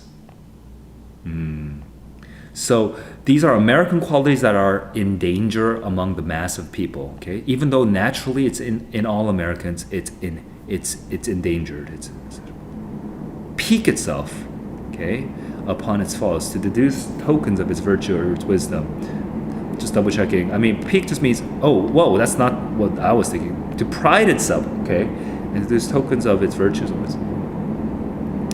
Blemish is distrust. So this was a negative idea. That's a negative idea. Plumes himself, okay, indulges himself with the spirit, even when he's displeasure pursuit, and will often do sin in spite of he indulges himself on this spirit of distrust. Okay, this is an interesting.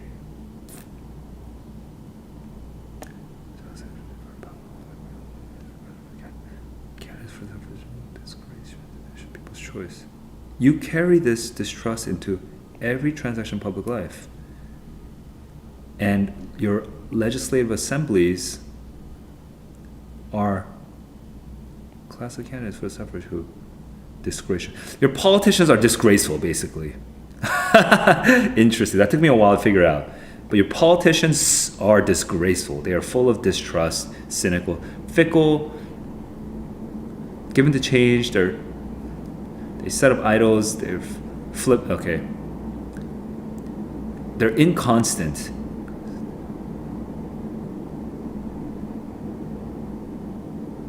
You distrust him merely because he is rewarded. And this, because directly you reward a benefit, there are probably someone you distrust him because you, right. By rewarding our public servants, we actually distrust them.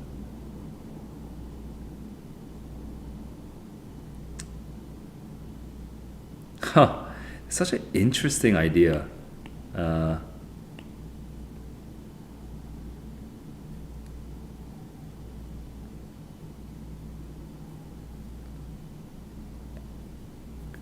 on, what? You will strain at the wind transfer. Okay, I see. It's very hard to trust, and it's very easy to distrust and doubt. Okay, our politicians, we're not going to be able to elevate our politicians. And then here is the American response to his perspective, to Charles Dickens' perspective. Okay, stop. Here's my summary. Here's my summary. My summary is. Oh, by the way, again, I'm just going to say this. I'm going to try to say this at the beginning of every summary, guys. If you're watching this video right now, and you've just read this, if you've just read this passage, I want you to pause the video, and I want you to summarize it before you hear mine. Okay, you summarize it first. Say something for like the next 15 seconds to 30 seconds. So say something from memory. Okay, try to be as detailed as possible from beginning to end. Okay. And then hear my version and see what's similar and what's different. I'll give you my summary. Americans are really like generous and warm and kind of they make you feel really comfortable, and I felt really comfortable as Charles Dickens.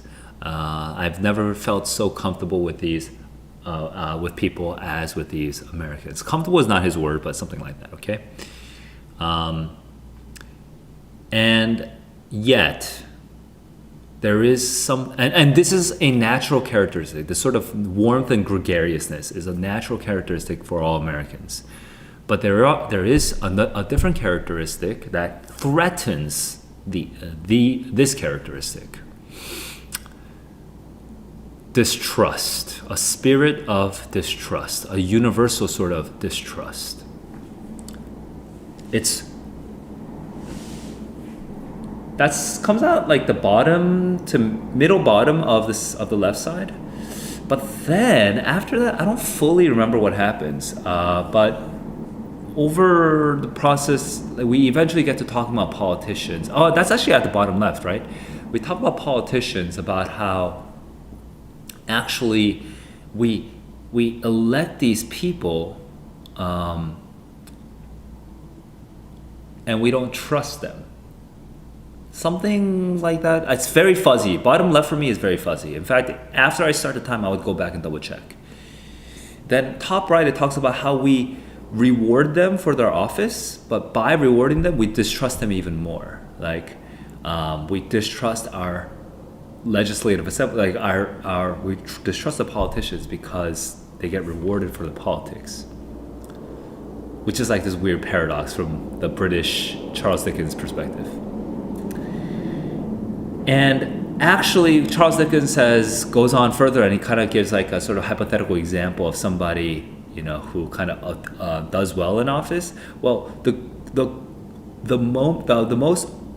moment that you accomplish being like a president, for example, is the moment that you become the most untrusted in the American system, apparently.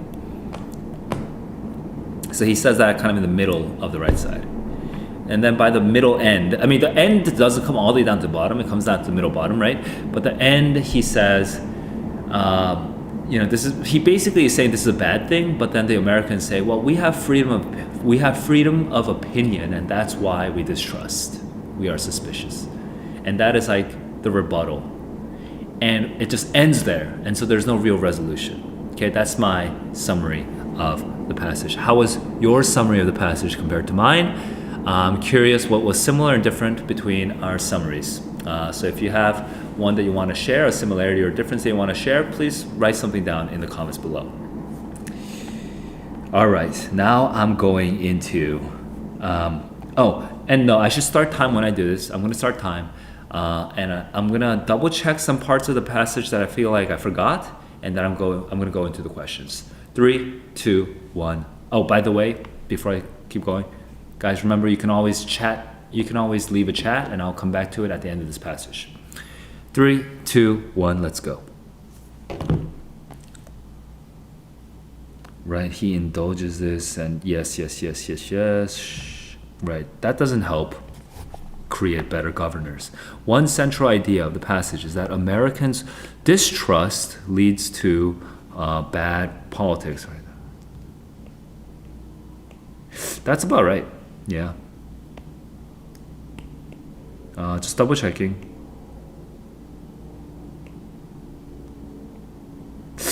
Ooh, it's good. Yeah, it's too strong. 37-20. But we have inferior candidates, right? We definitely get inferior candidates. That happens somewhere. I don't fully remember where. Okay. Main focus shifts from the positive to the negatives. Yeah, that makes sense. This one's, let me just double check. Yeah, that's better. Kindness is shown to him. This is too, it's too broad. It's too much like anecdotal and stuff. So B is tempting but not quite right. 38. Character most nearly means the general characteristics. Nature? Nature, correct. 38-10. Let's go. Too readily accept unfounded criticism. This is the camel, I feel like. The camel is, oh no, but that's not the camel, so that's incorrect.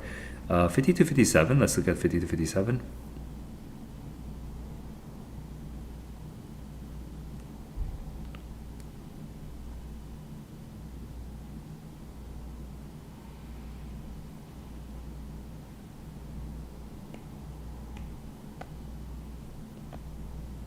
'52, 57 is a good example actually. Let's look at 13, 18. That's too high. It's too positive area. Yeah, 13, 18 is all positive area. Yeah. So we had to compare between these two, and that is correct. 58, 55, 38, 55. Let's move on. Regard 18. Regard is pleasurably never can make again half a year. So many friends for whom I seem to entertain the regard. Friends for whom I seem to entertain in regard of. Half a life. So entertain the attention of, kind of, the care of. Yeah. Ooh, tough. Let me just double check. Never. Okay, this is I never was so won upon. I never yielded up my full confidence. I never can make again in half a year so many friends for whom I seem to entertain the love of in over half a life. So it's definitely care or appreciation of. I entertain the care of this person. I entertain the appreciation of. Ooh, that's tough. I would go with appreciation. That's really tough actually. 4005, and I'm just gonna circle it. Oh, that's really tough. Okay, I'm just going to keep it a little cleaner just for future reference. They can suggest that the tendency towards suspicion is problematic because it creates bad politicians. Act against their best interests, I guess? Hang on, let me see where the problems would be. The problems would be the bottom left and top right, right? So let me just look. Public life, by repelling the worthy men, it breeds up a class of horrible people. It renders us fickle, inconstancy, and then, yeah. Okay. That's definitely, yeah. D is right. 4105. As used in line 35, reason most nearly means, in spite of his own thinking, in spite of his own judgment. Okay, let me just double check that one because I feel a little awkward. Yet the American citizen plumes himself upon this, even when he is aware of how bad it is, and he will often adduce this spirit in spite of his own judgment as an instance of the cuteness of their own people. Okay, I see. In spite of his own reason. 40. The stranger. 38. You carry, says the stranger, this. Says the stranger, and then the answer. Right. The stranger, the answer. So this is a dialogue from 38 all the way to here. Okay.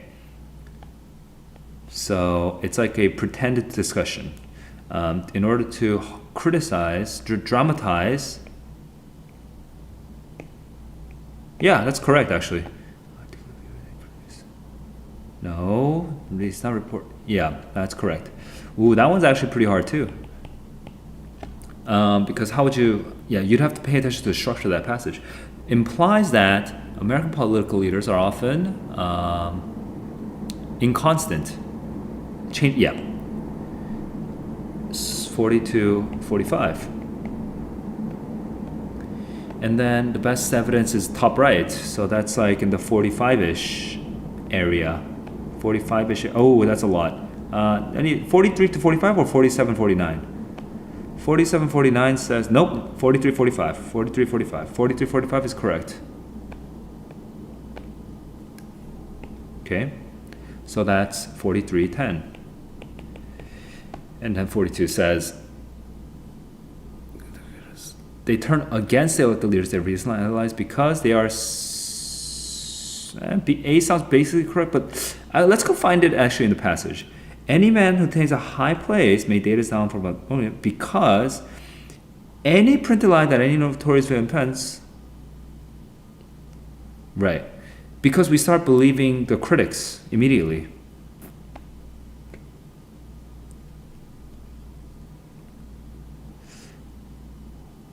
I guess that wasn't the answer, but might not be. A is the closest answer. A might be the closest answer. You distrust him, you apply yourselves to find out that he remiss in his deserts. Yeah, the previous sentence helps with A. It's a little hard to explain in real time right now, but I would say it helps with A, so I'm with 4410. Stop. Whew. 4410 means that I'm actually shockingly fast right now, right? Yeah, I'm like really fast on this. I'm not trying to be really fast on this, but yes, I literally have 21 minutes left. Here is, I'm trying to decide whether it's worth going back to double check, and it is. So I'm gonna resume time and I'm gonna double check something. There's at least one question I wanna double check. All right, resuming time. 18. I'm gonna say this sentence in a way that's grammatically natural for me. I can never make again this many friends in the next half year, in half a year. This many friends for whom I seem to entertain the regard of half a life. I can never make again in my life, in such a short time, so many friends, and these are such good friends. How good of friends are they? They are friends for these friends, I seem to entertain the regard of half a life. It's like I've been with them for half a life.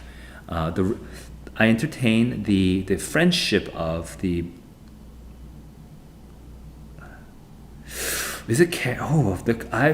I entertain the care of half of life with these friends. For these friends, I seem to entertain the appreciation of half of life for these friends.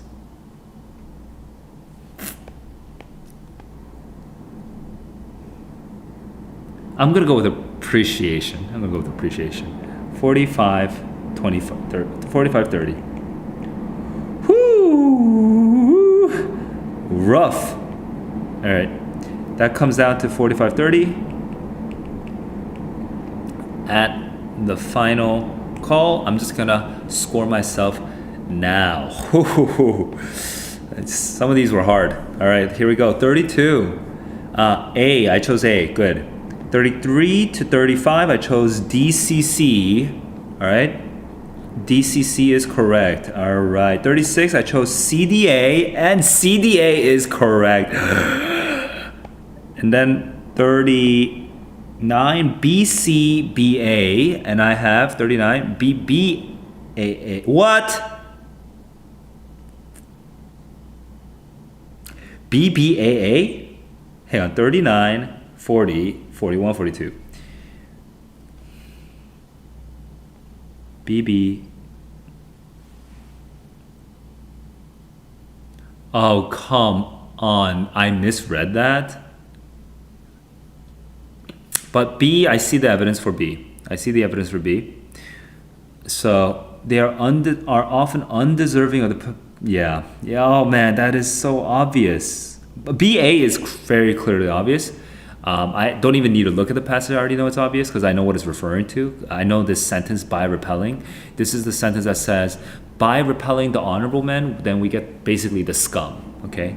And that gives me the undeserving of the, right? The political leaders are often undeserving. That's fine. But I got changeable, and that was actually something I predicted, but did I misread it? Let's look.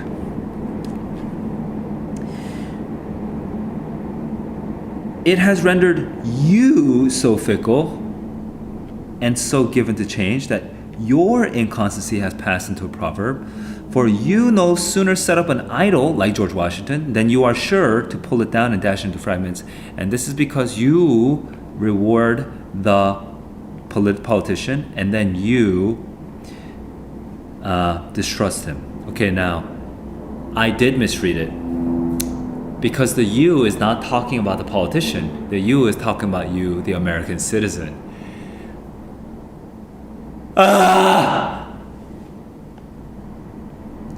Stupid. That's 3 wrong. 3 wrong over the whole test. Ooh. Okay. I got 9 out of 11. 9 out of 11.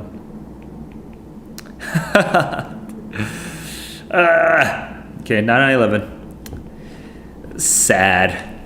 I'm starting to doubt that I can. Maybe I'm too old now, man. Maybe my brain just isn't as quick as it used to be. Because I used to get 800s all the time. Now I'm doubting myself. Oh well. C'est la vie. All right, we're about to get into the final passage, and it is 5:11. So right now, I was hoping to finish all 5 passages by 10 minutes ago, but I was unable to do so. So I'm gonna keep it quick and snappy because I will finish the reading and the writing tonight. Okay, even if it takes me more than 3 hours, I'm gonna do it. I refuse to let this go on longer. So I'm gonna go. But before I move on to the 5th passage, I should just share some tips for this passage. The biggest tip for this passage that I could give that I didn't even catch on to the first time that I read it is this transition from the stranger to the answer, right? Yeah, that's something I actually missed. I didn't really pay attention to it the first time that I read it. So that is one thing. I read this in how many minutes? Let's just double check. I read this in 4 minutes and 45 seconds. I think I read it too fast. I probably should have read it a little slower and just taken a little bit more of my time in this area over here when I felt a little mildly confused. And when I was dealing with this mild confusion, I probably should have just been like, slow down a little, Saul. Like, I'm going so fast that I actually have 20 minutes left, right? Like, it would have been better for me to not have 20 minutes left and for me to get those 2 questions right. It would have been so much better. So, yeah, my sort of tip to myself would be to slow down. But again, my tips for how to read the passage and understand the passage is get this first... slow down here. You notice that I slowed down at you guys probably noticed that I slowed down a lot at line 20. I think you should do the same thing. You should slow down at line 20. Be like, what exactly is the criticism that's coming out here? And be able to catch that and understand that so that you can actually imagine the rest of the passage before moving on. If you just hurry through line 20, what's going to happen is you're not even going to know what the criticism is, and the rest of this passage, you're just going to forget. You're just not even going to remember. Okay, so yeah, slow down here and figure it out, and then slow down here and figure out, what the actual criticism is, right? You are so distrustful that your politicians, only the unworthiest people become politicians, and whenever you put somebody good that's up there, you become very fickle. You just take that person down. You trust every criticism that is ever published about this person. And I really didn't understand that. I didn't understand that when I read it the first time. And you can tell that I didn't understand it because my summary was weak. My summary was weak in that area. So yeah, make sure that you slow down here and you understand what the criticism is here. And then by the end, when you see the answer is invariably the same, I think most of you guys will probably have to sacrifice this. I don't know how hard it was for you guys, but I suspect that for a lot of you guys, you're gonna not really understand that this is actually an imaginary dialogue between the stranger and this American, okay, over here in 65. So I think that you guys will have a hard time with question 39 of dramatizing a strong view of a certain American intellectual tendency to distrust people in an imaginary conversation that continues at line 65, right? You might have a hard time getting this one, but that one you might have to sacrifice if you don't understand how that rhetorically is situated, the rhetorical shape of that. If you're in AP Lang, you should pick that up, But if you're not AP Lang, you might want to just sacrifice that one. But you really need to slow down here and understand the criticism, because that's what I failed to do. Okay? So those are my tips for this passage. Let's move on to the final passage. Here we go. I am at 49:30 or 49:22 seconds. 45 minutes and 29 seconds. I'm becoming dyslexic and incomprehensible.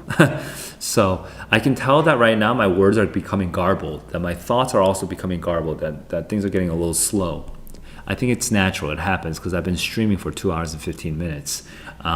So I'm going to intentionally, when I feel that I'm getting like kind of fuzzy and kind of lightheaded and, you know, a little dizzy and, you know, I'm not doing great, you know, that doesn't mean that I can suddenly just stand up and not take the test. You know, on the real test, you can't do that. Instead, what I should be doing is breathing slowly, calmly through my nose. And I should just be slowing down, okay, instead of rushing and being like, do I understand this? And really be listening to my own internal process and stay tuned to my level of understanding, my level of confidence, okay? This is not an excuse to just sort of smash, like just pound through it and just like, even if I don't understand it, just be like, and just sort of like blurrily get through it, you know? If anything, this is a bigger challenge. Now I have to like be more aware of what I'm thinking, okay? So that's my challenge right now. I have though luckily I have about 19 minutes and 30 seconds to get through this, so it's a lot of time. So I won't try to use all of that time, but I do have some time on my side to finish this last paragraph, this last passage. I'm going to try to talk a little slower because I'm noticing I'm making a lot of mistakes in my speech. So hopefully we can reduce some of that as I speak a little slower. 3, 2, 1, let's go. Gut bugs, cool, may boost flu shots effects. Okay. 2014, Kelly Cervic.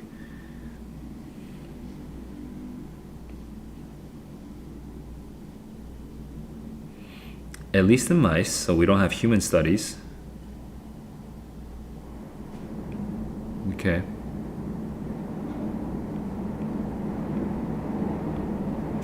Let's figure out how to maximize the effectiveness of the flu vaccine.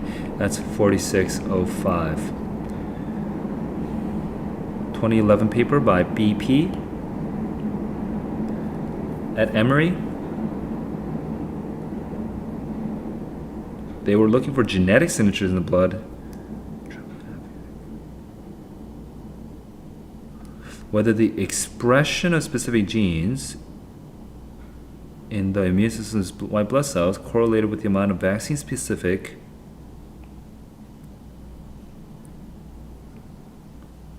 antibodies in the blood. So basically they were looking at genes, how genes help with the flu vaccine response.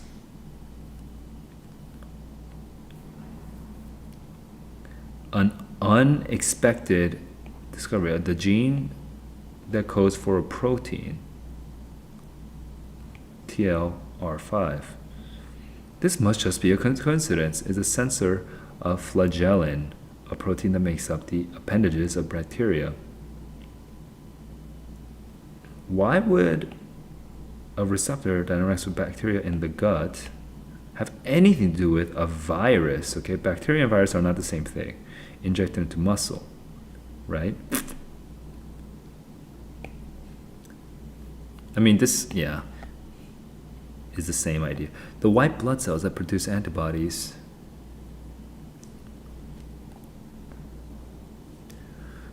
okay, this is the hypothesis.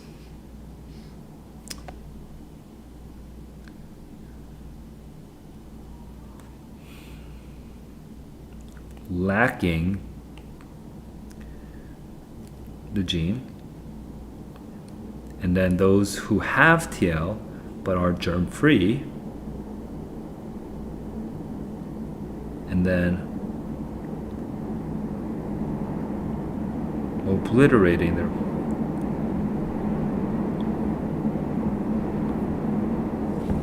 germ-free with no micro. Isn't that the same as obliterating the microbiome? I'm kind of confused.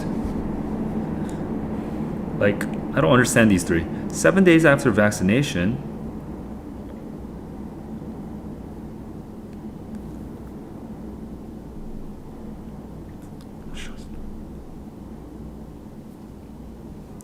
Reduce concentrations of antibodies. Okay. Compared with the vaccinated control mice. Oh, all three of these have weird bacteria situations. Okay. So they're all worse off than the control mice.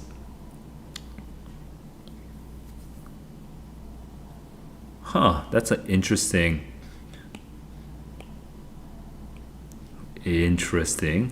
situation. Without bacteria signaling, the flu vaccine wanes. Okay. Similar results when they gave mice a polio vaccine. So this is not the flu. This is like the flu shot.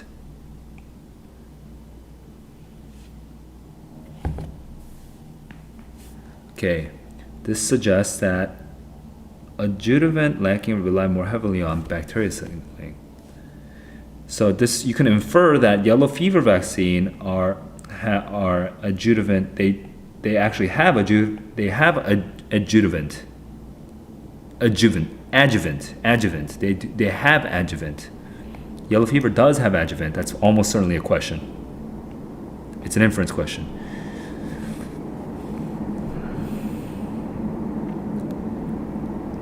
No specific type of bacteria seem more important.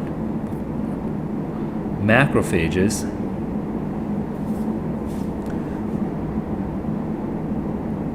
Which can also recognize flagellin.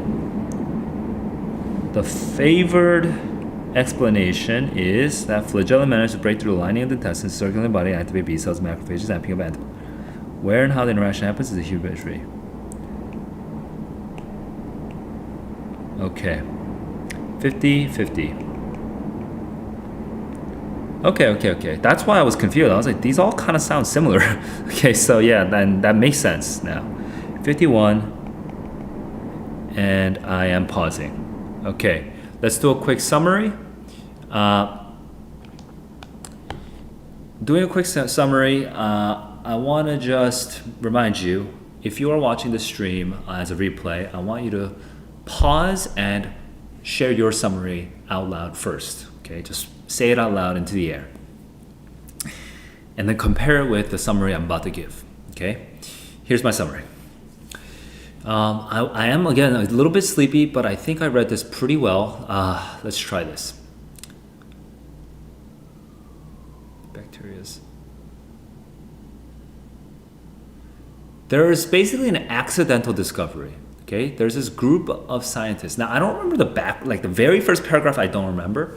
But basically, there's this group of scientists who are investigating how gene expression might be affecting the flu vaccine effectiveness.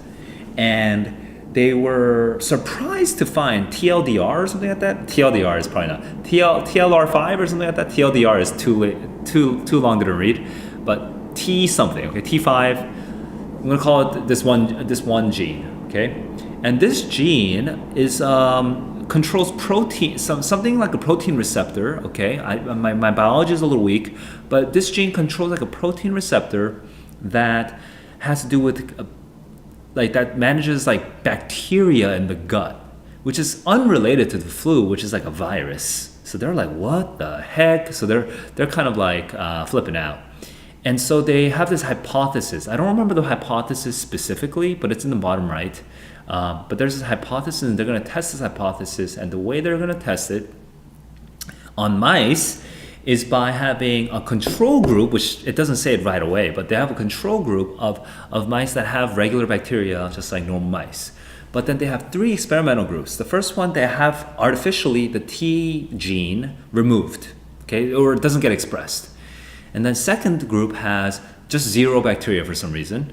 I don't understand why, but they don't have it. And the third group is a group that has taken all these antibiotics, so all the bacteria has died. Okay, So that's 3 groups. At the top right, then we finally get the results. The results say something like the flu vaccine effectiveness drops off very significantly right away. Then at 28 days, it kind of gets level again, but then like 85 days or something like that, these experimental groups, the flu vaccine has also dropped off in effectiveness again. Okay, so there's like this weird fluctuation. I don't fully understand the explanation because there's some sort of explanation that comes out afterwards. I don't fully understand that part. Okay, so then after that we get,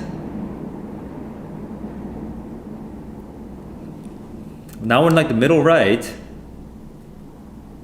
something, and then at the bottom right we get like a preferred explanation about these macrophages but something about macrophages, and there's some preferred explanation, and then the preferred explanation is that the virus somehow does something with the bacteria. I don't really understand it. Like, I don't remember it, and I'm just gonna be honest, I don't really remember it. It's just like a bunch of details I don't remember.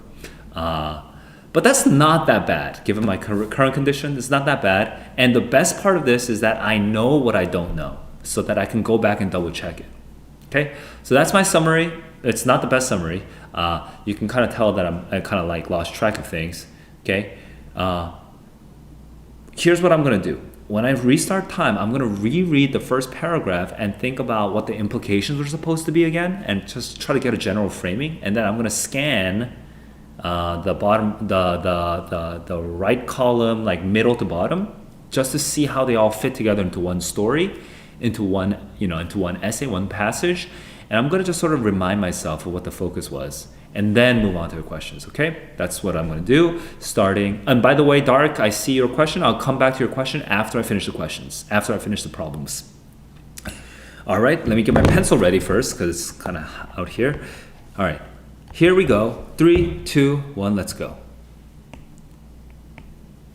All right, so here we have this thing that the vaccine relies on signals, okay, and this can help with this idea of how to maximize the effectiveness of the flu vaccine, right? Adjuvants.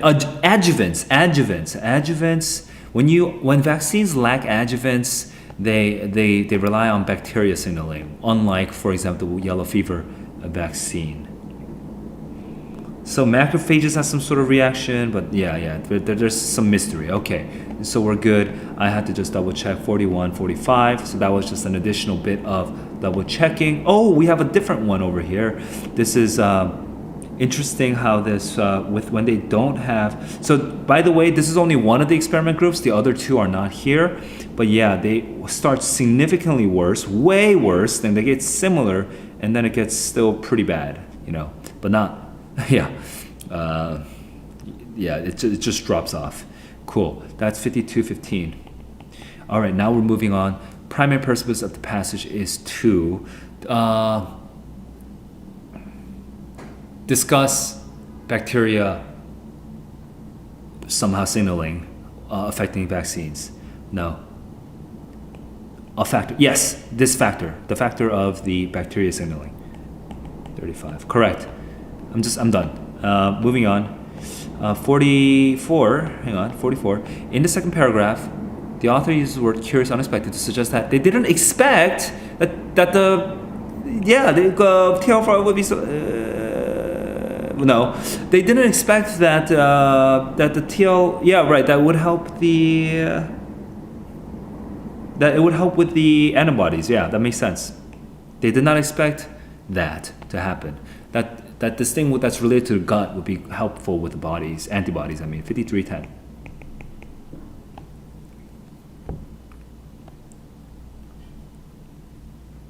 Okay. Yeah, I just double checked B and D. Just crossed them out. Here we go. 45. Which statement regarding subjects who have strong immune responses to trivalent vaccine can be reasonably referred? This is a technical one. But if they had trivalent, so I don't really remember trivalent, but that's in the beginning, so I'm going to just double check. Okay, let's go find this. What are we going to infer about these people with a trivalent vaccine? Okay, here we go. We're looking for genetic signatures injected with a trivalent inactivated influenza vaccine, basically a triple vaccine.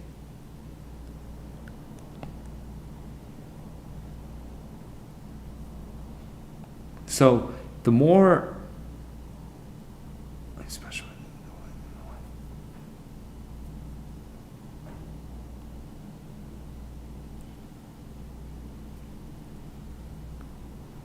okay, so had a strong immune response to the trivalent. They have more white cells?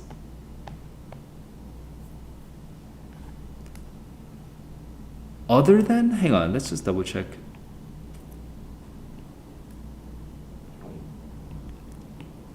Future infections. Yeah, I guess it could be C. Because future infections means maybe not necessarily Tue-Fri strains other than those three. Yeah, that seems about right.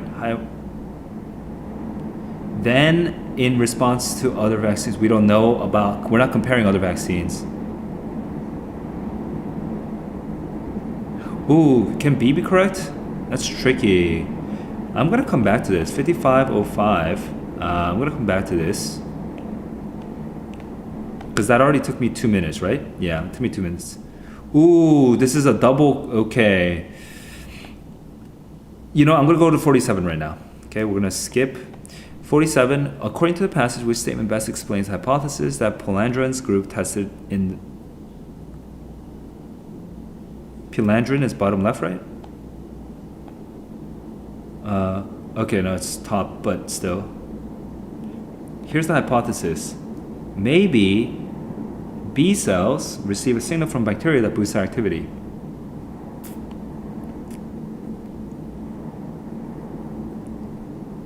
Okay. Sure. That's basically it. To begin producing vaccine-specific antibodies. Let me just double check that. Yeah. Yeah, well, that's exactly it. That's exactly it. 35. That's where the hypothesis is. Okay. The main purpose of the last paragraph is to... what was the last paragraph? I no longer... Oh, this is talking about the favored explanation.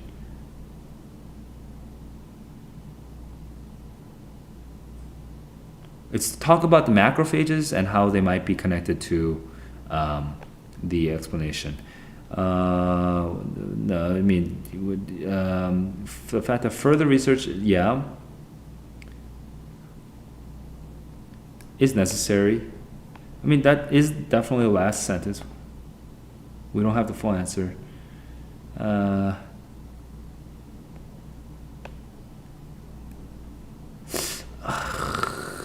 The main purpose is to...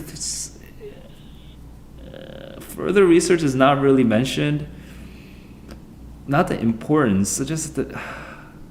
What? Suggests that the researchers who studied the vaccine response were uncertain about the... No, not about their data, though. See, it's not about their data. So I guess it's C. Ugh. 57, 15. All right. Let's go. 49, 63, prompting most nearly means. 63, prompting most nearly means. No specific type of bacteria seemed more important than another in prompting the vaccine. In triggering. In inciting. It's kind of awkward, but that's the only answer choice that I can use. So, okay, 5740. The relative concentration of vaccine-specific antibodies in the germ-free mice 7 days after...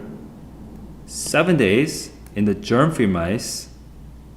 Okay, 7 days in the germ-free mice. 7 days in the germ-free mice was 0.19 or something. 0. Okay.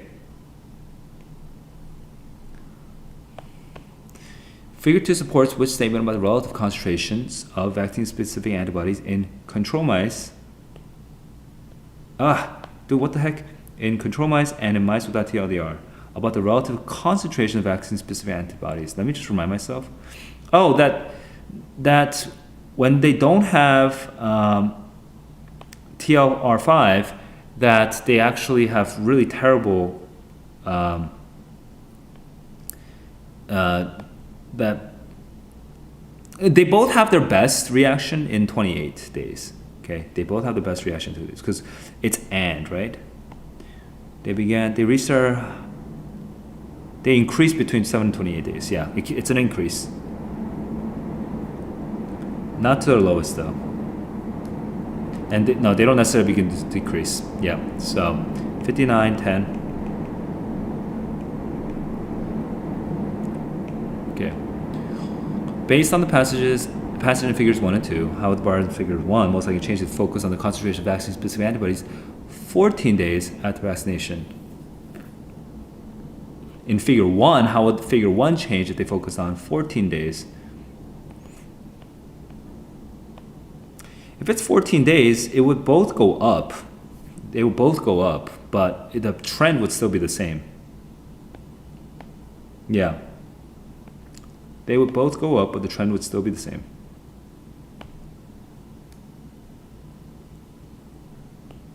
Yeah. 59, 55. So I literally have 5 minutes to just take my sweet time with this. Okay.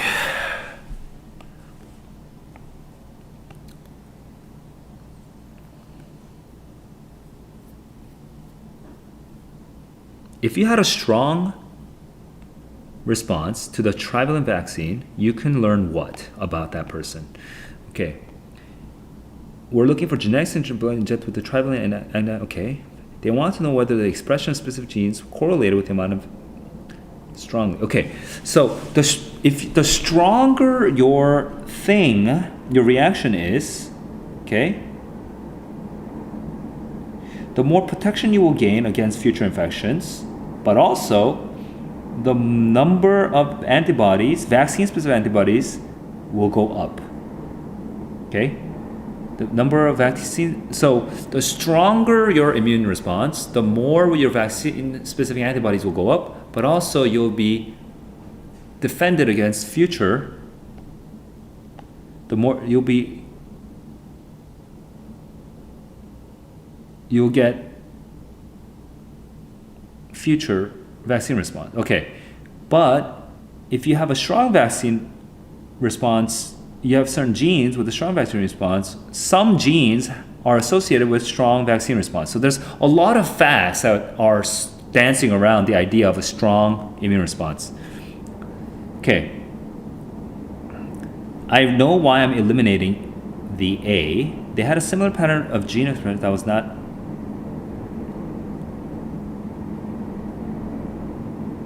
B seems about right. They should immunity. Other is the problem. So I misread. Okay, I misread the future infections, but I assumed that this meant other. But future could just mean for future from those particular vaccines. For those particular strains. So we don't know other.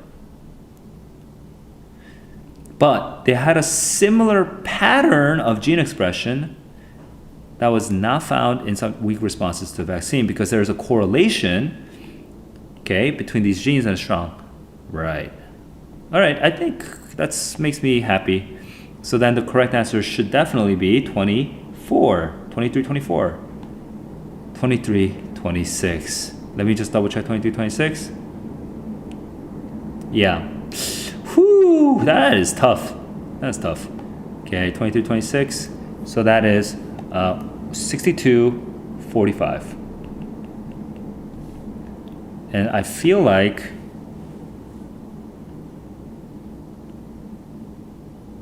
I'm going to double check 48. I feel like besides 48, I think I should be good. Main purpose of the last paragraph is to emphasize the fact that further research is necessary. No, they're not uncertain about their data. Yep. So this is just a check.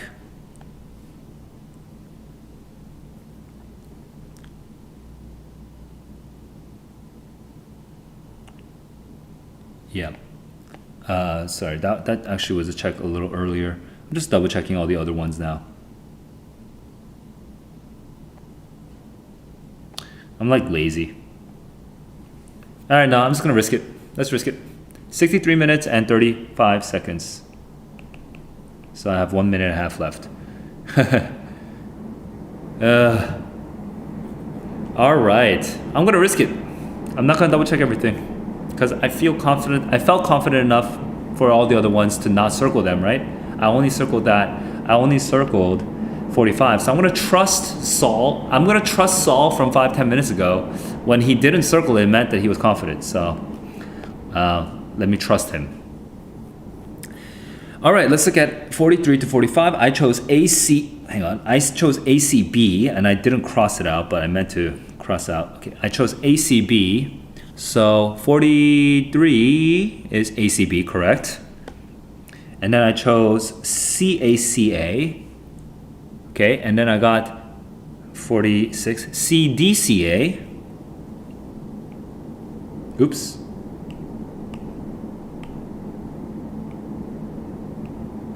CDCA, I'll come back to that in a second. And then I chose AAD and I got AAD. Okay, CDCA. So let's look at 47. 47.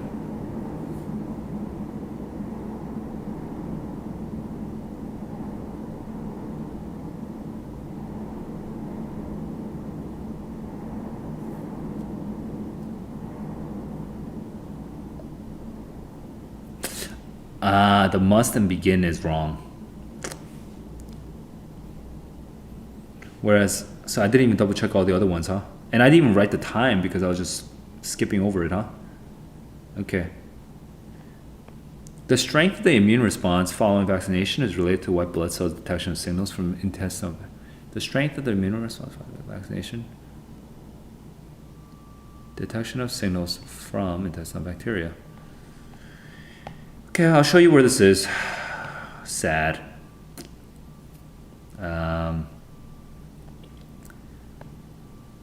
Maybe the B cells receive a signal that boosts, okay? Not you must have it to begin producing it, but when you get that signal, it boosts it. So, yeah. Tricky. Must and begin is wrong. But yeah, it's just related. Yeah, that's, dude. Dude!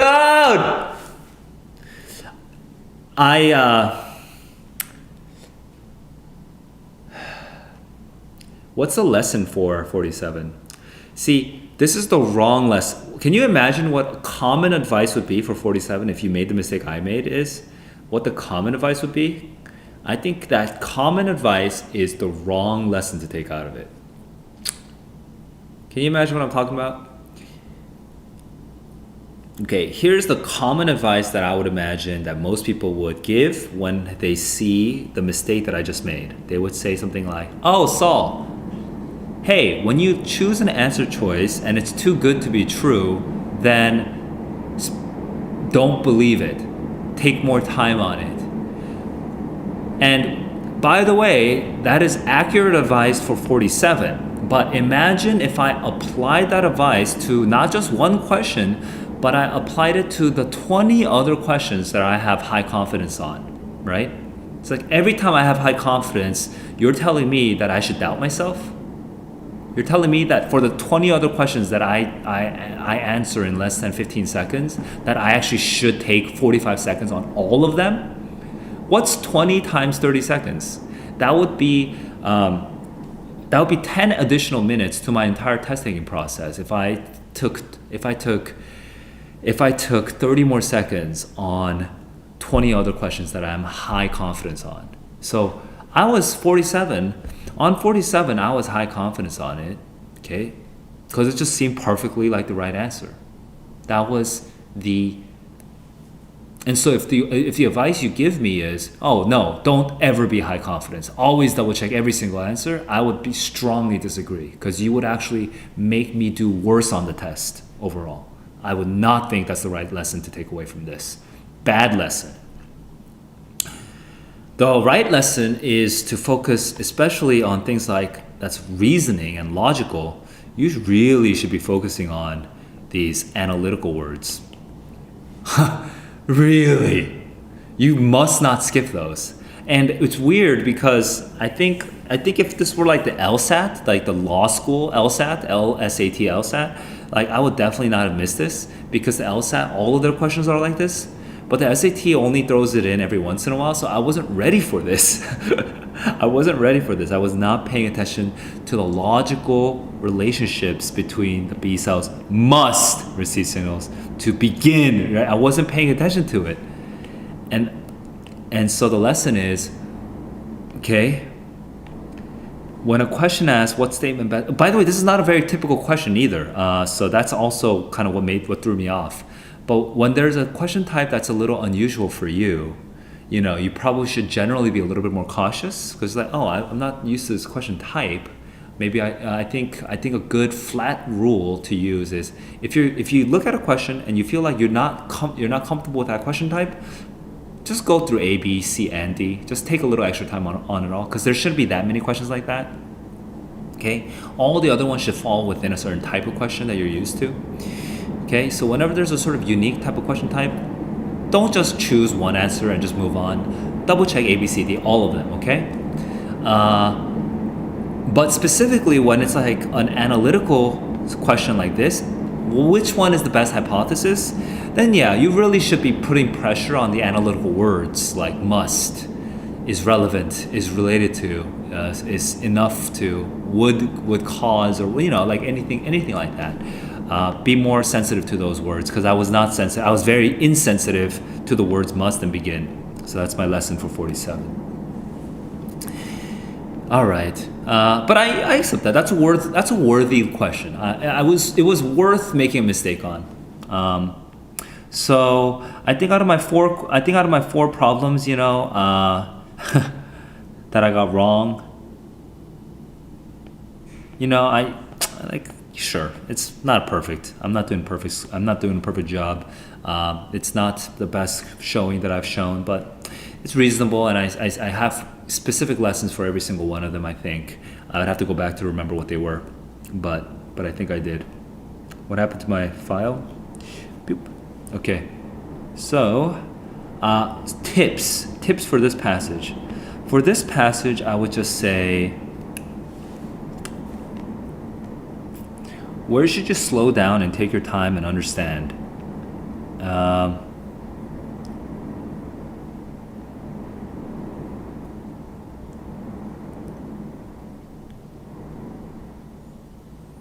So the first two paragraphs shouldn't take you that much time to read, okay? But you definitely should know the build-up to the back. What's happening? Okay, this build-up to their hypothesis, you should be slowing down, right? To figure out what their hypothesis actually was. So that's something you really should be doing. And then after that,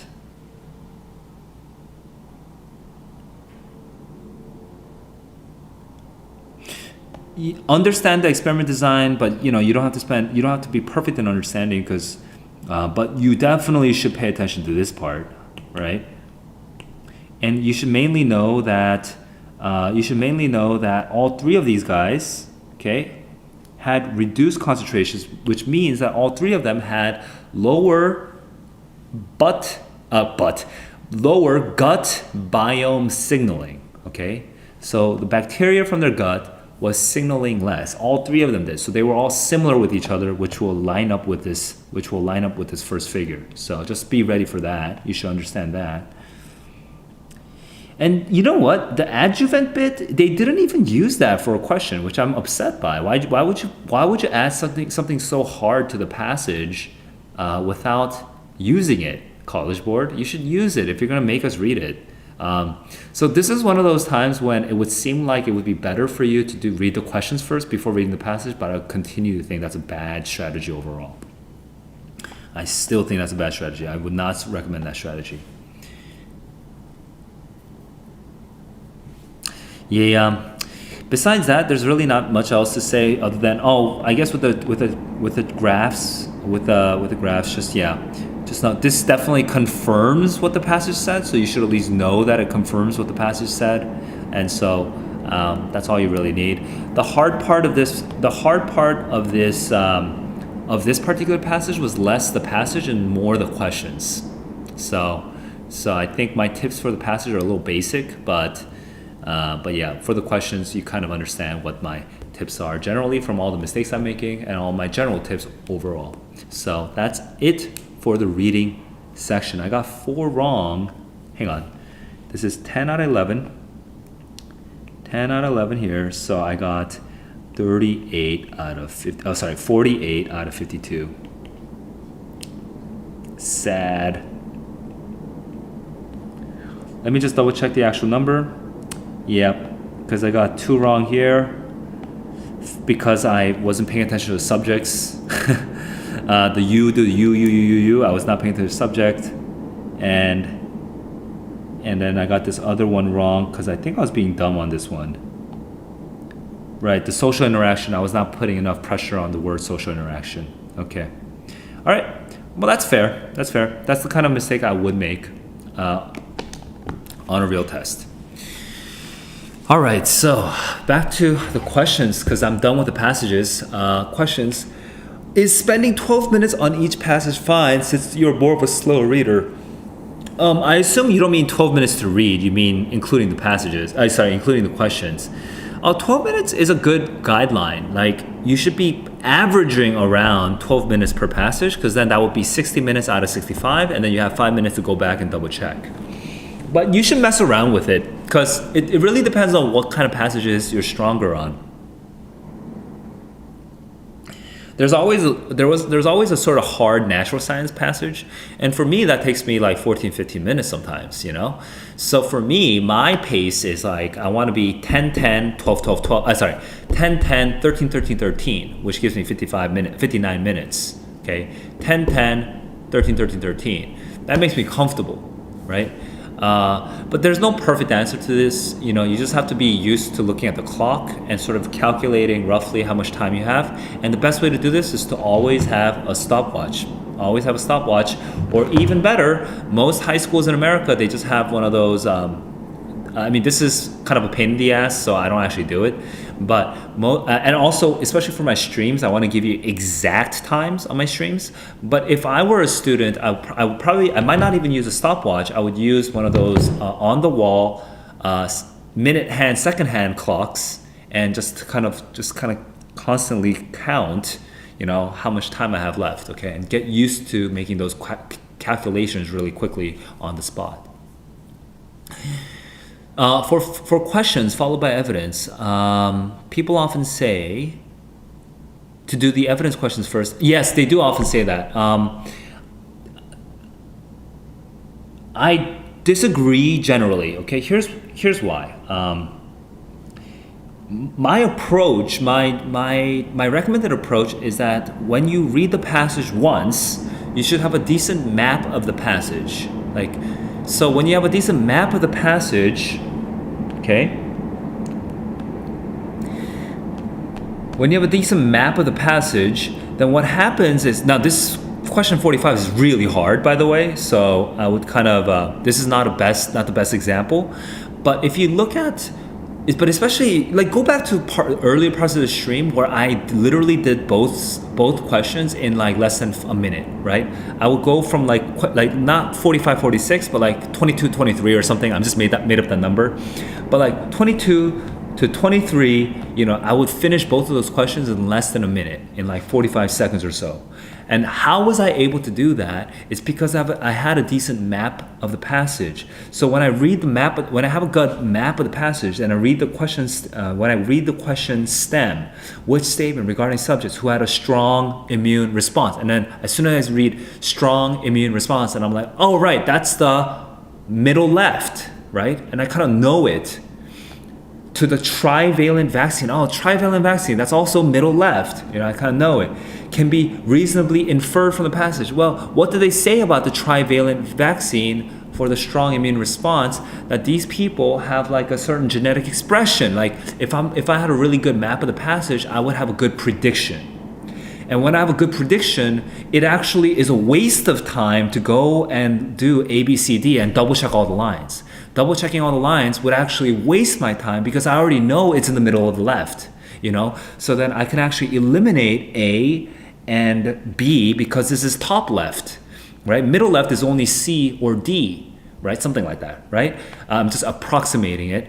And so actually, I wouldn't even do 46 first. I would just do 45 first, confirm that I'm right, and then go into, and then choose the correct answer, B, and then be like, oh yeah. So I already know that B came from here, Therefore, I'm already going to look for 25, and then I'm going to look for 25, and then I find 25, and I'm going to choose C there. That's what my approach is, okay? And it works for almost all of the it works for all of the passages where you feel confident that you have a decent map on.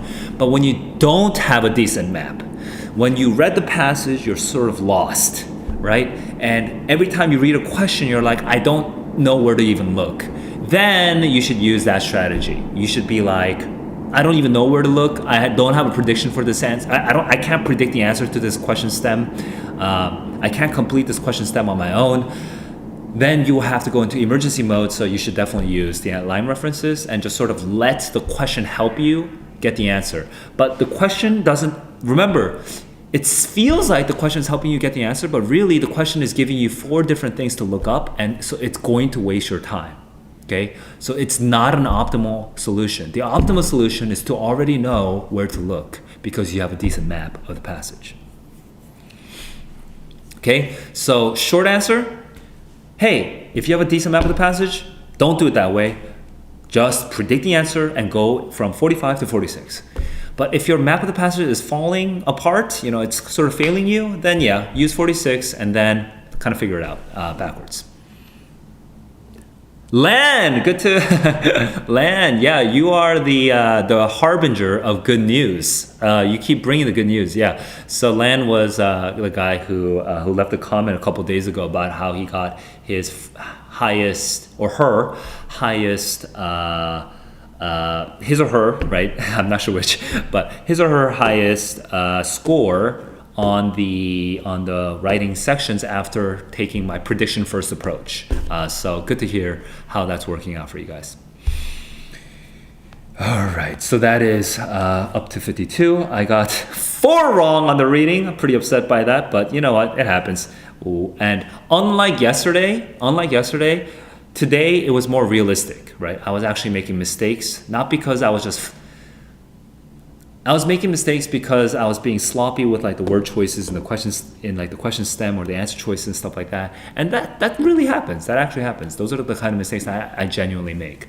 Whereas yesterday it was because I just didn't understand the passage because I was extremely tired. So I'm glad that I could show you these kinds of mistakes rather than like yesterday's kinds of embarrassing mistakes. Oh God. Anyway, so that is the reading test. I'm gonna take a couple more questions and take a quick break. It's already been 6 hours and I've only done the 5 passages. It's just like yesterday. Oh my God. I wanted to do 5 passages on the reading in 2 hours or 2 hours and 15 minutes, but yeah, man, it is tough. I'm gonna do a little bit more chatting and then I'm gonna move into the writing.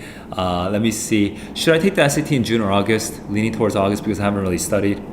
I mean, Dark, it really depends on what your current, like, you should you should do a quick measure, diagnostic, I guess is the only real word. You should do a quick diagnostic, okay? Or just to quickly check what score you would get right now by taking a clean QAS that you've never taken before and do a full 3-hour sit through, okay? On some Saturday morning, sit down and take a QAS straight. Ideally, you should take a QAS which has a curve that's published online so that you can actually grade yourself to the right curve, to the accurate curve, instead of just using a generic curve. So find a QAS that you haven't taken and sit down and do the thing. And then and make sure to take it like it's the real test. So make sure you get a decent amount of sleep the night before on Friday, and see how your score comes out. And then be like, you know what? Am I willing to gun it? Am I willing to sort of take the gamble on June? So just test it first and see how you're doing. And then see how happy you are with that, depending on the score that you want to get and the college you want to get. And that gets into like a whole college consulting conversation that I'm not ready to have right now. But yeah, just test yourself first, see how happy you are with that score before making a decision. The other thing too is that if your family has a little bit of like financial freedom, you can just sort of sign up and then cancel. Worst case scenario, that option is not available to all families because some families have to be really tight with their usage of their finances. But if you're lucky and if you have that sort of freedom to just sort of sign up and then cancel later, then yeah, just cancel later when you feel like you really can. When you feel like you really if you don't feel like you're really ready, you can just sign up for it. Because the effect of signing up for it forces you to sort of be like, oh, I'm going to take it, so I'm going to study, right? It kind of gives you that sort of additional boost of focus. So I think signing up first is not a bad idea either. I don't know if anyone else has other advice about the June versus August debate, but that's basically my advice.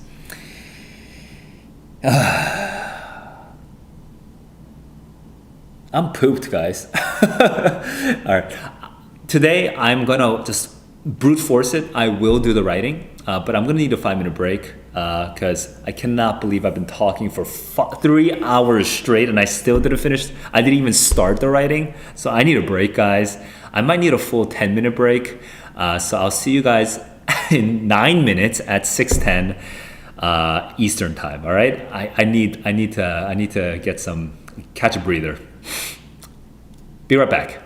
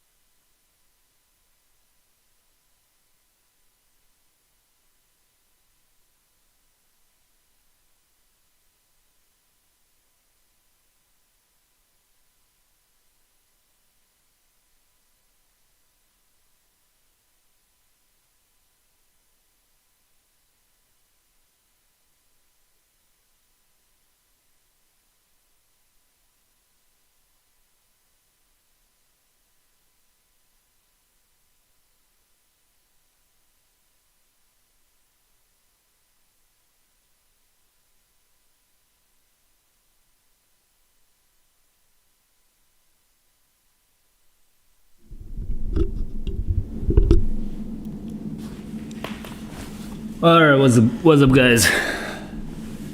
I'm just gonna chill for 3 more minutes before before I start. I'm really sad that I couldn't do the whole stream in 3 hours. I feel like I need to go and figure out how I'm spending so much time, like what's making me spend so much time on this. But today was kind of weird because I had to like stop in the middle because my brother's newly adopted dog like peed in the corner of the house and then was whining and wanted to go take a crap. So I had to like walk the dog and yeah, that kind of messed up the flow a little bit. But that's probably only what, like 10-15 minutes, that messed me up. Like that's not enough to bring this down to 2 hours and 15 minutes. Not sure what happened. I don't feel like I was explaining very long, and I wasn't getting like that many questions between the passages either. So I'm not sure what the heck happened.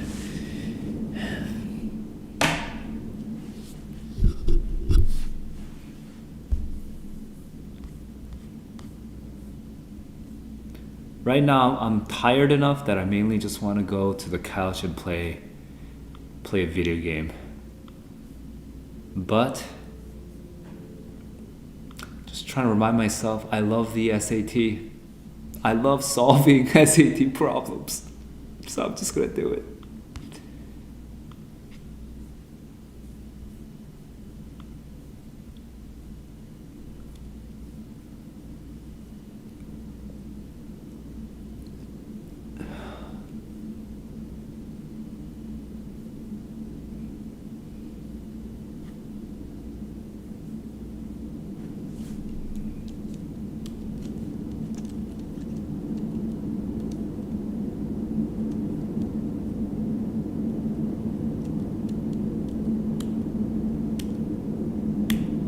Kind of curious who takes AP Lang. Out of all my subscribers, I'm sure there's a pretty decent number that's taking AP Lang. If I had more time, I think I would want to do the same streaming, except it's writing AP Lang essays.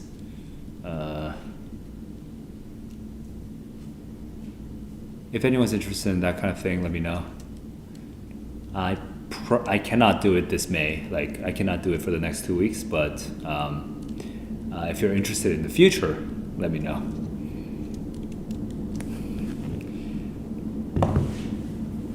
Oh, it's 6:10.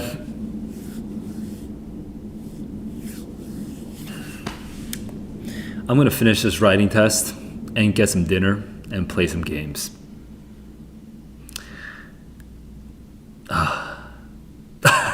Just so tired.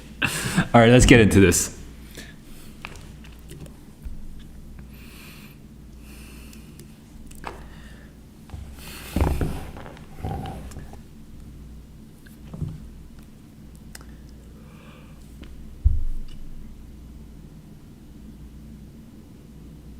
Oh. All right, guys. It is 0 o'clock.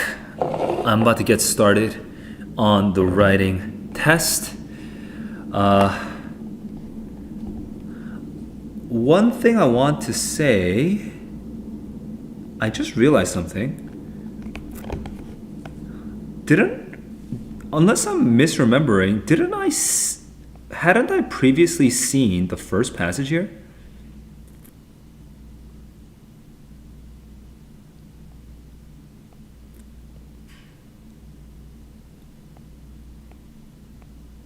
What's going on?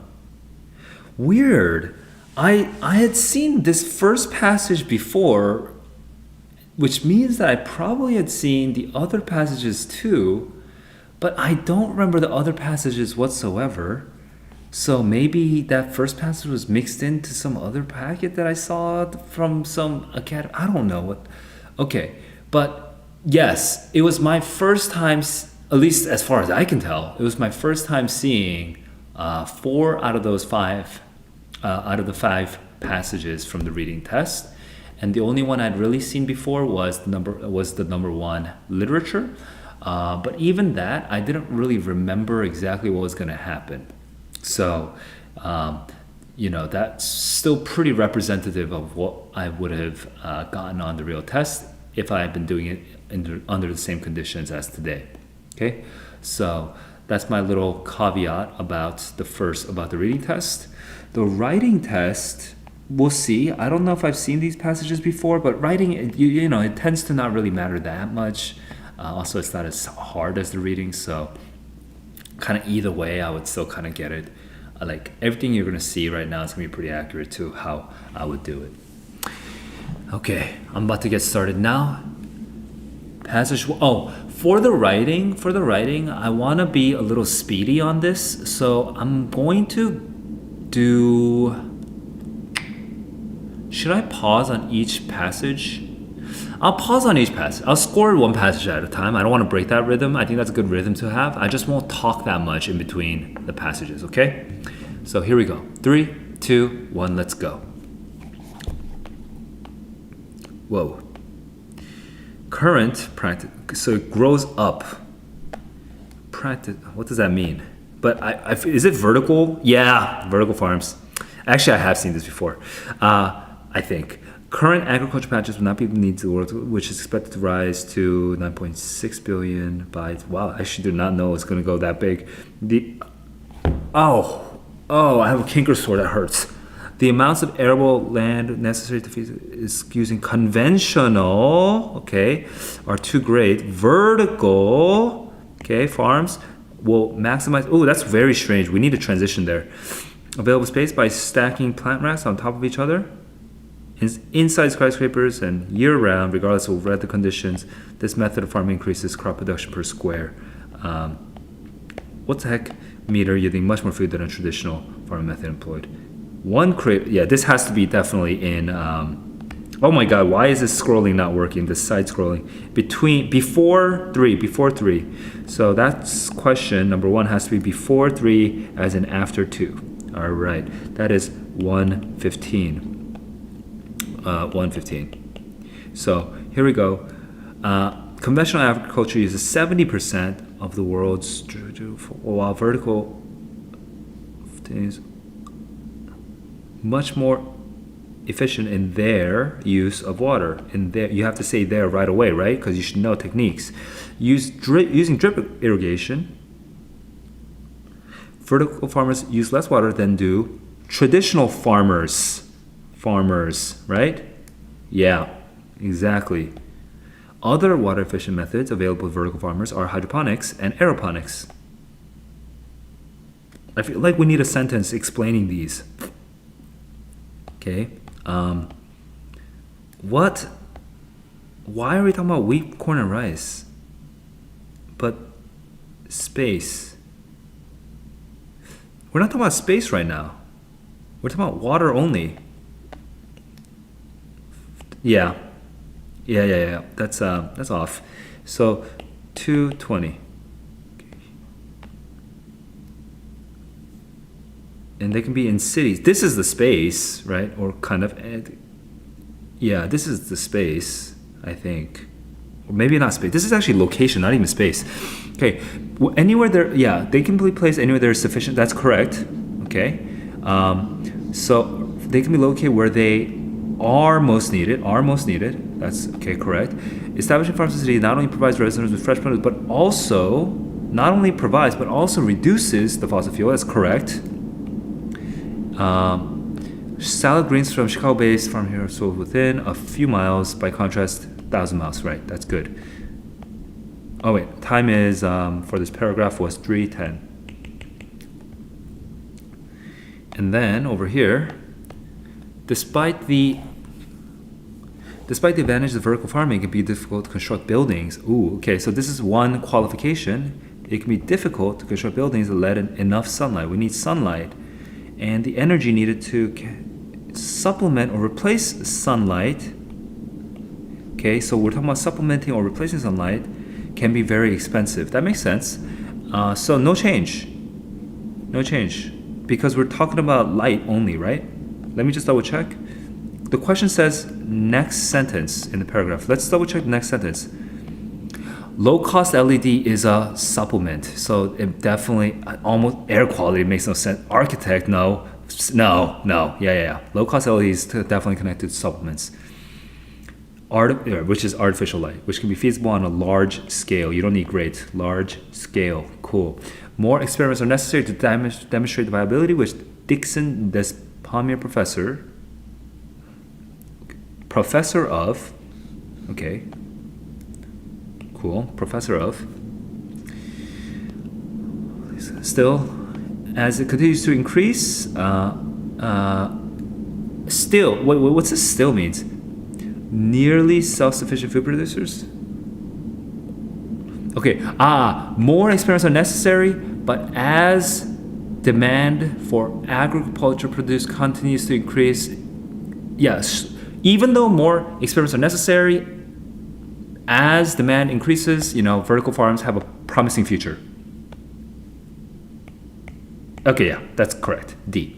That is 5 minutes. Stop. All right. So this is,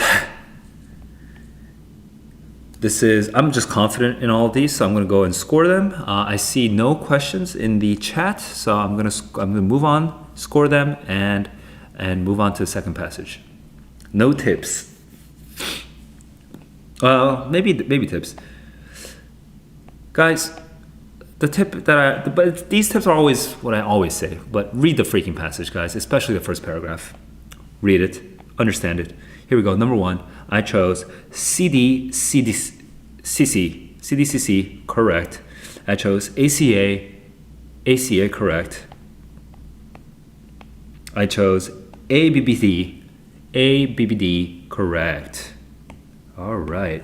Now I'm at 5 minutes, 2 seconds. I'm about to start the second passage. Here we go. 3. Now, I have also, it looks like this writing test in particular, I've seen all of these passages, and I think I've seen them more than once because I kind of remember them a little better than I would have expected. So just know that this is kind of representation, but it's not actually my first time going through these passages. All right. That said, writing is pretty, I think it's still good to see someone go through it, because it's not like I can predict the answer because I remember the questions. It's not like that. I haven't taken these 100 times. It's just twice, once a year ago, maybe once half a year ago, something like that, right? While I was tutoring or doing a class or something. So it's not like I memorized these questions. It's just it's just not exactly my first time seeing it. All right, 3, 2, 1, let's go. A singer finds her voice. So we're not talking about Martin Luther King Jr. We're talking about a singer. Many musicians, writers, and other artists. This comma's awkward. Okay. Many musicians, writers, and other artists look for ways to use their skills to advance. Yes, advance the cause of civil rights. One such artist, Nina Simone, comma. Wait, hang on. There's a bug. Comma. So Nina Simone became a strong public voice for the movement, which has nothing to do with her school, which became a strong public voice for the movement, which has some sort of influence, okay? One of the passage's important ideas. Okay, I remember that this is the correct answer, but I'll tell you this, you're not supposed to know that right away. How are you supposed to know this, right? You're supposed to look for something like influence, right? But probably musical work in jazz and cabaret, right? And then, right? And then this whole thing about where she studied, that's not related to this title of a singer finding her voice. What's the thing that's closest to a singer finding her voice? It's hesitating at first to take a prominent role. That would be something you could dash real quick, and then you would just double check what happens. And so you would be oh, I think it's B, but let's just come back to it, okay? Did she hesitate at first? So double check, okay? Hansberry was passionate, trying to get them to be more outspoken. She asked Simone, and although Simone was an avid supporter, she did not see herself in a leadership role. She she had an unease about being more vocal, right? However, right, and then you can start seeing that thematically this is the right idea. So then you can come back and answer that, and that should be 7 minutes. Okay, moving on. You should be able to read that pretty quickly too, because this is not hard language.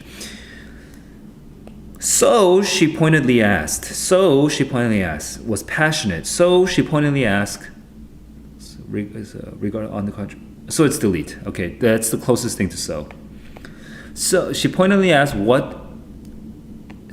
Simone what she was doing for the movement while its most visible leader, MLK, this is MLK, okay, this came out in the first paragraph, sat on jail cell. Although she was an avid supporter, she did not see herself in it. She had an unease about playing more. This unease was based, well, hey, I had no problems with this. I think it's no change. Yeah. She thought that a 3-minute song was too brief. Moreover, it seemed to her that popular music did not provide the dignity, right?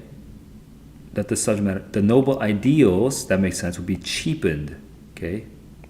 Did not provide the dignity is the same thing as cheapening. So that's the same idea. This, I would say 19 is correct. No, don't delete. Keep it, right?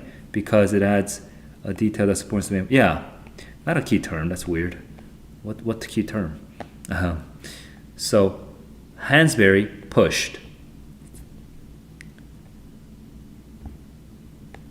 Oh, wait, what? That's the end of the... Okay, so that's the end of the paragraph. That's 840. Only a few months after King's arrest, the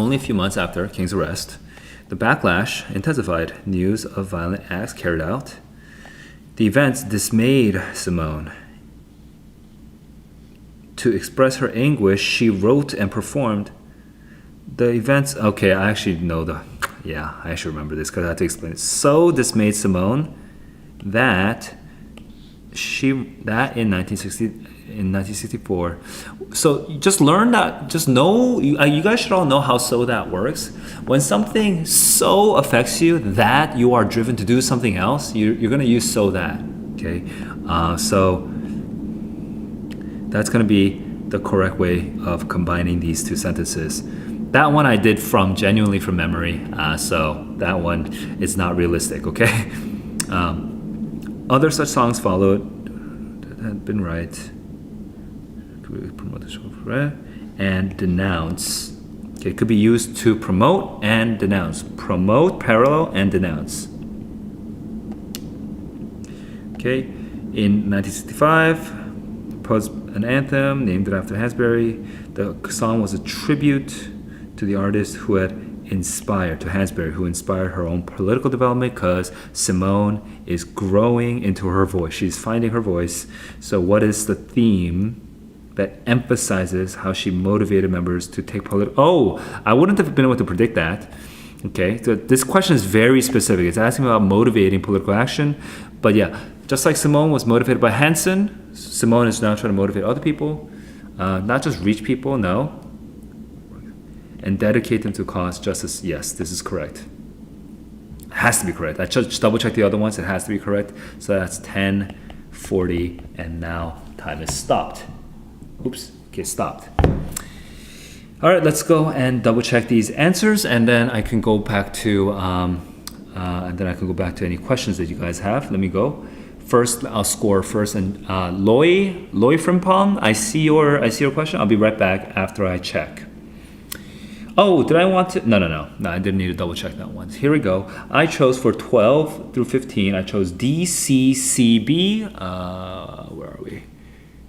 DCCB, correct. DADB from 16. DADB, correct. 20. ABB, correct. So that's 11 out of 11 for 1040. Just double checking the chat. Never less than 3. Yeah, when you're getting really high scores, it really depends on what kind of mistakes you're making. So it's hard for me to say anything about that. But if if you kind of review the last 10 mistakes that you made and see if they sort of group more towards like paragraph structure and flow, or if they focus more on like main idea, conclusion, sentence kind of thing, or if they group more into like specific grammar rules, then you might be able to get a clue on what to do. All right, I'm about to get into the third passage. I want to keep it moving along because I am 30 minutes over my original schedule right now. I tried to finish the reading and writing in 3 hours. I am at 3 hours and 30 minutes right now of just talking, streaming. My voice is going to go out at any moment right now. Here we go. Oops, what happened to my stopwatch? All right, I'm at 10 minutes and 40 seconds. Here we go. Moving on to the third passage. 3, 2, 1, let's go. A specialist. Okay, so the inner workings of work, how work really works. A specialist, see, we have psychologists here, so specialists. So this is a modifier, it's in a positive. Specialists within the field of psychology, IO psychologists, are hired by companies to apply principles and research methods to the workplace. They're applying the principles and methods to the workplace with the goal of improving culture and organization. These guys study many elements, such as hiring, blah, blah, blah. Though hiring is an expense, may be wary, okay, wary, not weary, not tired, but maybe wary, it pays off.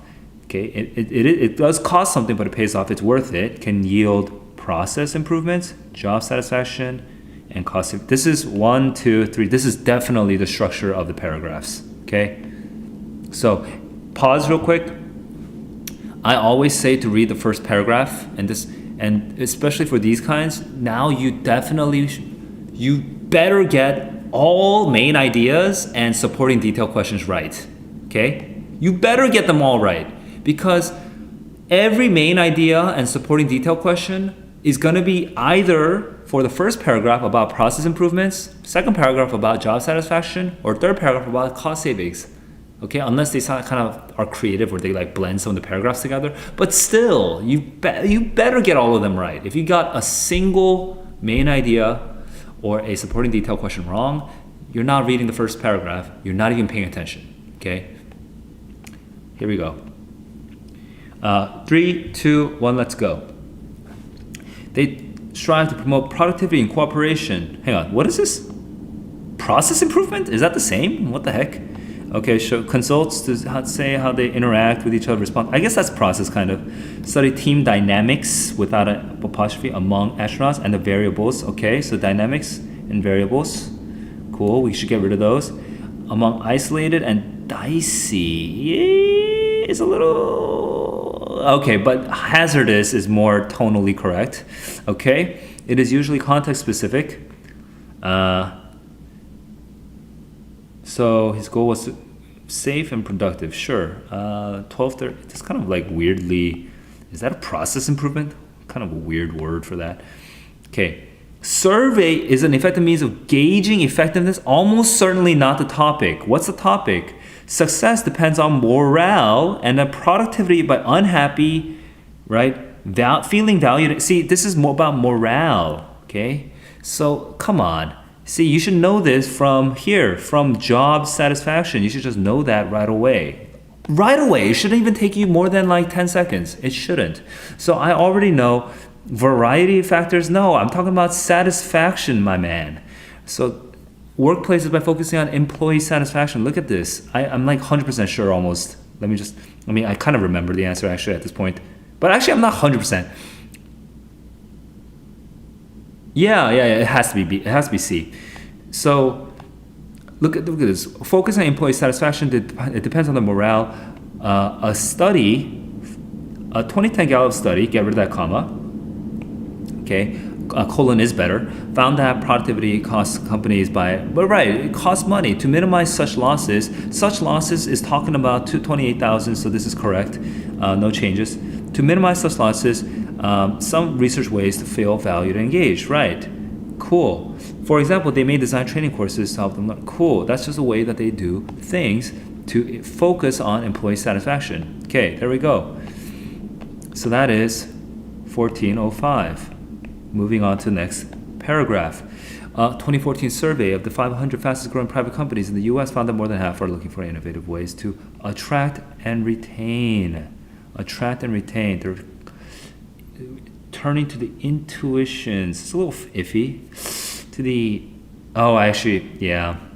to the insights. Okay, intuitions are things that you kind of feel out. Okay, whereas insights is something that companies would pay for, like things that sort of penetrate and analyze and understand. Okay, so I know a lot of kids choose they get stuck on this, and I forget, do they get stuck on D, right? But discernment is a quality, but you can't provide discernment.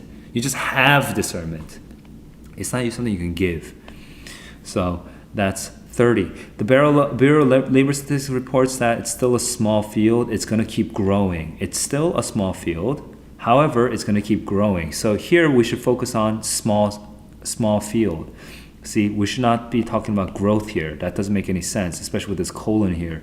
So we should be focusing on them being small. Okay? Only 1,600. Okay? They're only about, yes, that's perfect. But expected to grow to how many employees? 2,500. One of the fastest field. I would say 56%. That's better sounding. 2,500 doesn't sound very impressive when you look at these other numbers, but 56% sounds very impressive. So 56%, that is right now 1,545. And that is one more question left. Though companies must spend money to hire IO psychologists, get rid of that, and then we're done. All right, that's 16 minutes. Stop. All right, let's just score real quick. Oops. Oh man, what's with this interface? Why is it so hard to navigate right now? Okay. And we're going into this. Okay, again, just know that I'm kind of cheating because I have seen these passages like twice or so. Okay, so I do remember some of these questions because I've had to explain them to other kids before. I chose BC-BD, and BC-BD is correct. CDA are correct. BCC are correct, and that's 10 out of 10 so far. And 33, I chose D. 33D is correct. That's 11 out of 11. Okay. The hard one for this one is, I know kids struggle on 30. And I know you guys probably waste time on this. You guys probably waste time on these. Like, if you compare your time to my time, I'm sure you wasted more time compared to me on 31, 32. But you probably got it right. Let me see. And a lot of kids get 27 wrong. I remember that. Okay, but guys, for 27, it's literally what I said. Pay attention to this, please. Please read the damn first paragraph, right? It makes it so much easier to get the main idea questions right. So I basically predicted that even though I couldn't remember that particular question coming out, I kind of knew that that kind of question would come out. Pay attention to the first paragraph, please. All right, we're at the final passage of the March 2018. Let's go. Let's kill this. 3, 2, 1, let's go. Oh, sorry, I pressed the wrong button. 3, 2, 1, let's go. The road to recovery. What's this recovery? And does this have to, is this like some pun on roads? Doesn't look like it. Endangered Species Act, okay? So we're talking about species. Plant and animal species, okay. While the ESA helps to preserve species classified as endangered, conservationists have identified hundreds of species that do not appear in their endangered species list that are not classified as endangered. Okay, I guess that there's no grammar issue. I would have said something while the ESA helps to prevent. Yeah, sure. Yeah, A is fine. A species that may require protection under the ESA must first be vetted via a complicated time. Right. So it's hard to even be considered classified endangered in the first place. Since the ESA's implementation, 10% of all species that were candidates have disappeared. Wow. That's pretty bad. If the ESA is to be more successful, it should reform its procedures to ensure that the list accurately reflects. Okay, cool. So we're trying to talk about how the ESA needs to do a better job by focusing on the species, okay, that are at risk.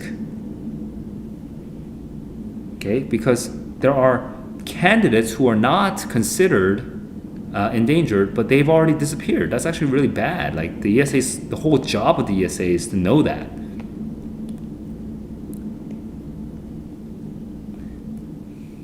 It's ambiguous somehow. Why is it ambiguous?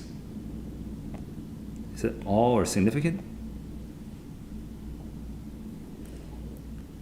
Some critics also worry that scientists and governments must define it. What does this it refer to?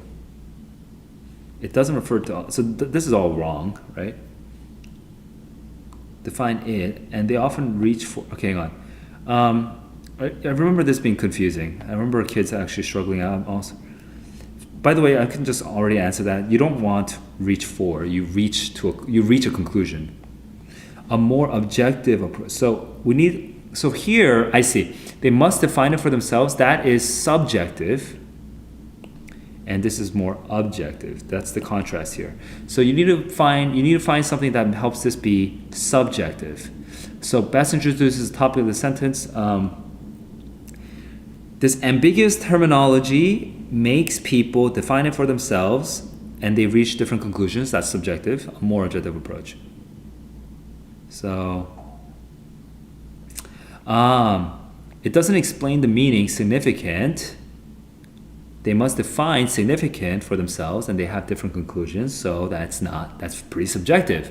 So a more objective approach would be to define the term. Cool. While scientists might debate the methods used, sure. Okay, so we're defining we're using a sort of probability definition.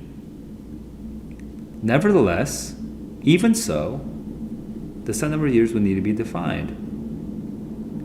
Okay, we can have a standard. We don't need the even so because it says while, sorry.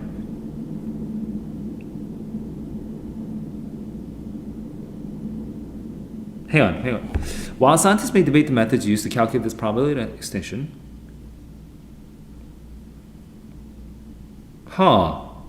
tricky.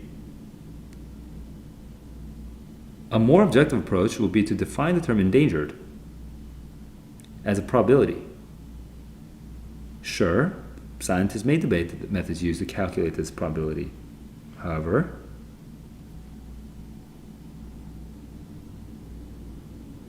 even so, would need to be defined.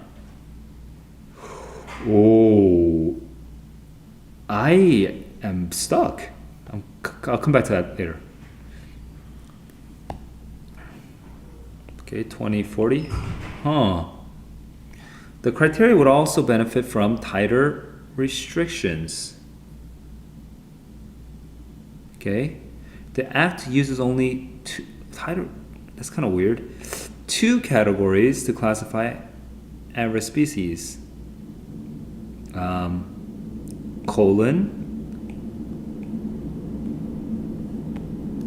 Yeah, that's correct. Likely to go extinct and threatened. Endangered and threatened. In contrast, the IUCN, a private environmental group, acknowledges a broader range. Okay, so they only use 2, but these guys use broader range, so they would benefit from a broader view. So what's broader view? Broader view is D. Okay.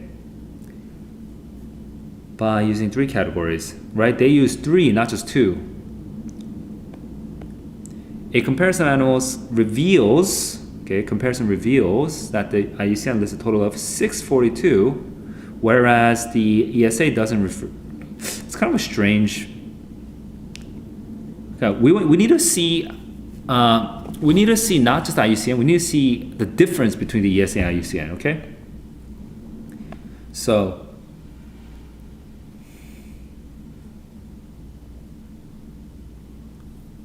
See. Okay. The total percent unrecognized. A comparison reveals that the ESA doesn't recognize 82% of what the IUCN recognizes. Okay? Right. So that's that. And that's how many minutes? 22:40 for that paragraph. The U.S. government could improve the scope of its efforts by recognizing more degrees of risk and using the IUCN's categories as a model for reform. Could also be financially advantageous. Would that be good? Is that good? We'll be able to begin protection effort earlier without the need for drastic and costly interventions. Financially makes kind of sense. Yeah, it's better. You know what? It's the costly. Yep, that one's fine.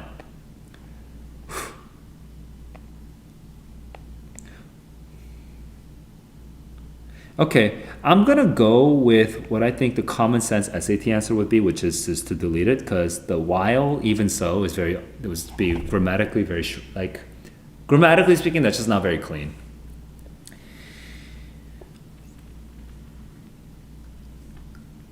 But the adverb is allowed to be there technically, because it's even so is an adverb. The way that you can tell is that you can actually move it around the sentence. So if I say even so. Okay, if I say something like Saul is talkative, even so, sometimes Saul says valuable things. Or you can say Saul, even so, sometimes says valuable things. Or Saul sometimes says valuable things, even so. You can move it around, which means it's an adverb, which means it's allowed to be wherever. You can move it around and you can put it there. So grammatically, it's fine to put it there. While scientists may debate the methods used to calculate the probability of extinction, even so, would need to be defined, right? It creates this nice little emphasis that I think has like an argumentative effect, but I feel like the SAT is not thinking that deep, so I'm gonna just gonna delete it. All right, so that's my explanation for that. That explanation probably took a whole minute, so I'm gonna subtract a minute from what I'm looking at, so I'm at 23:30. Okay, and now I'm gonna go and score. Here we go. 34, 35, I chose AD, correct. Then I chose, DBD, DBB?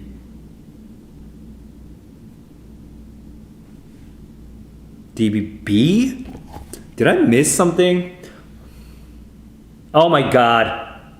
So easy. I got tricked. I just didn't even read the whole sentence. While and oh my God.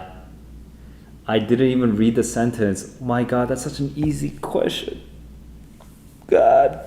It's just it's just two whiles, okay? While A and B, okay? And then the main clause says conservationists could identify. Oh my God. So stupid. Anyway, that's an easy question. It should be easy for me, but I made a mistake. I didn't read the full sentence. And I overanalyzed it. 39 to 41, I chose DAD. DAD are correct. And then I chose CBA and CB are correct. Okay, so that's -1. So I got 10 out of 11, or what's that? 43 out of 44. I think I'm being lazy, I think. That last one, I don't even want to bother analyzing it just because, it's the kind of mistake that I really wouldn't make on a real test just because I was getting complacent. I was getting lazy by the end. I wanted to finish this stream. 4-hour stream. But ladies and gentlemen, 4 hours. Dude. I'm gonna go insane.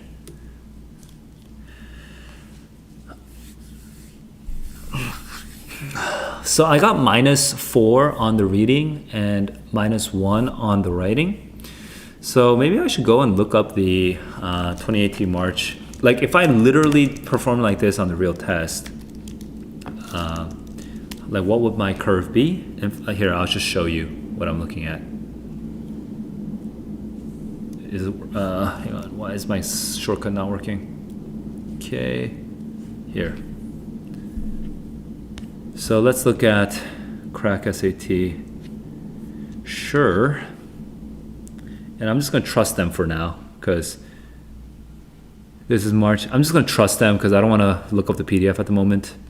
But following what they wrote, hang on, I got 4 wrong on the reading. So yeah, that's not pretty. That's 37, 1 wrong on the writing. So that's hang on, I'm kind of confused. Okay, so 37 plus 39. 37 plus 39, that's -40. So I would have gotten a 760, which would be even worse than my March test last month. But guys, here's my excuse, guys. I'm not taking it under test taking conditions. What I'm doing is I'm doing a 4-hour stream, which is tiring. So that's my excuse. I hope that explains it for you guys. Does it? Whatever, man. I'll prove my ability once I actually take the real test. I hope I don't regret saying that. Okay.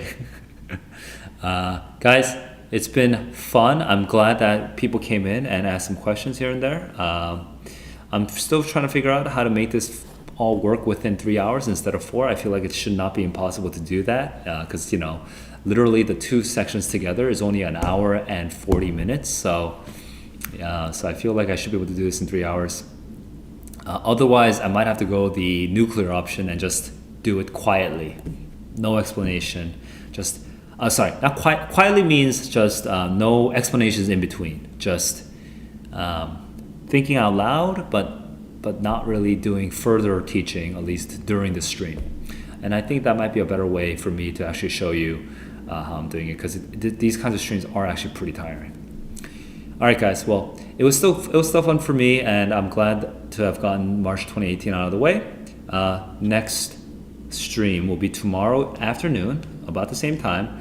It'll be 2018 April School Day. So, guys, I'll see you in the next one.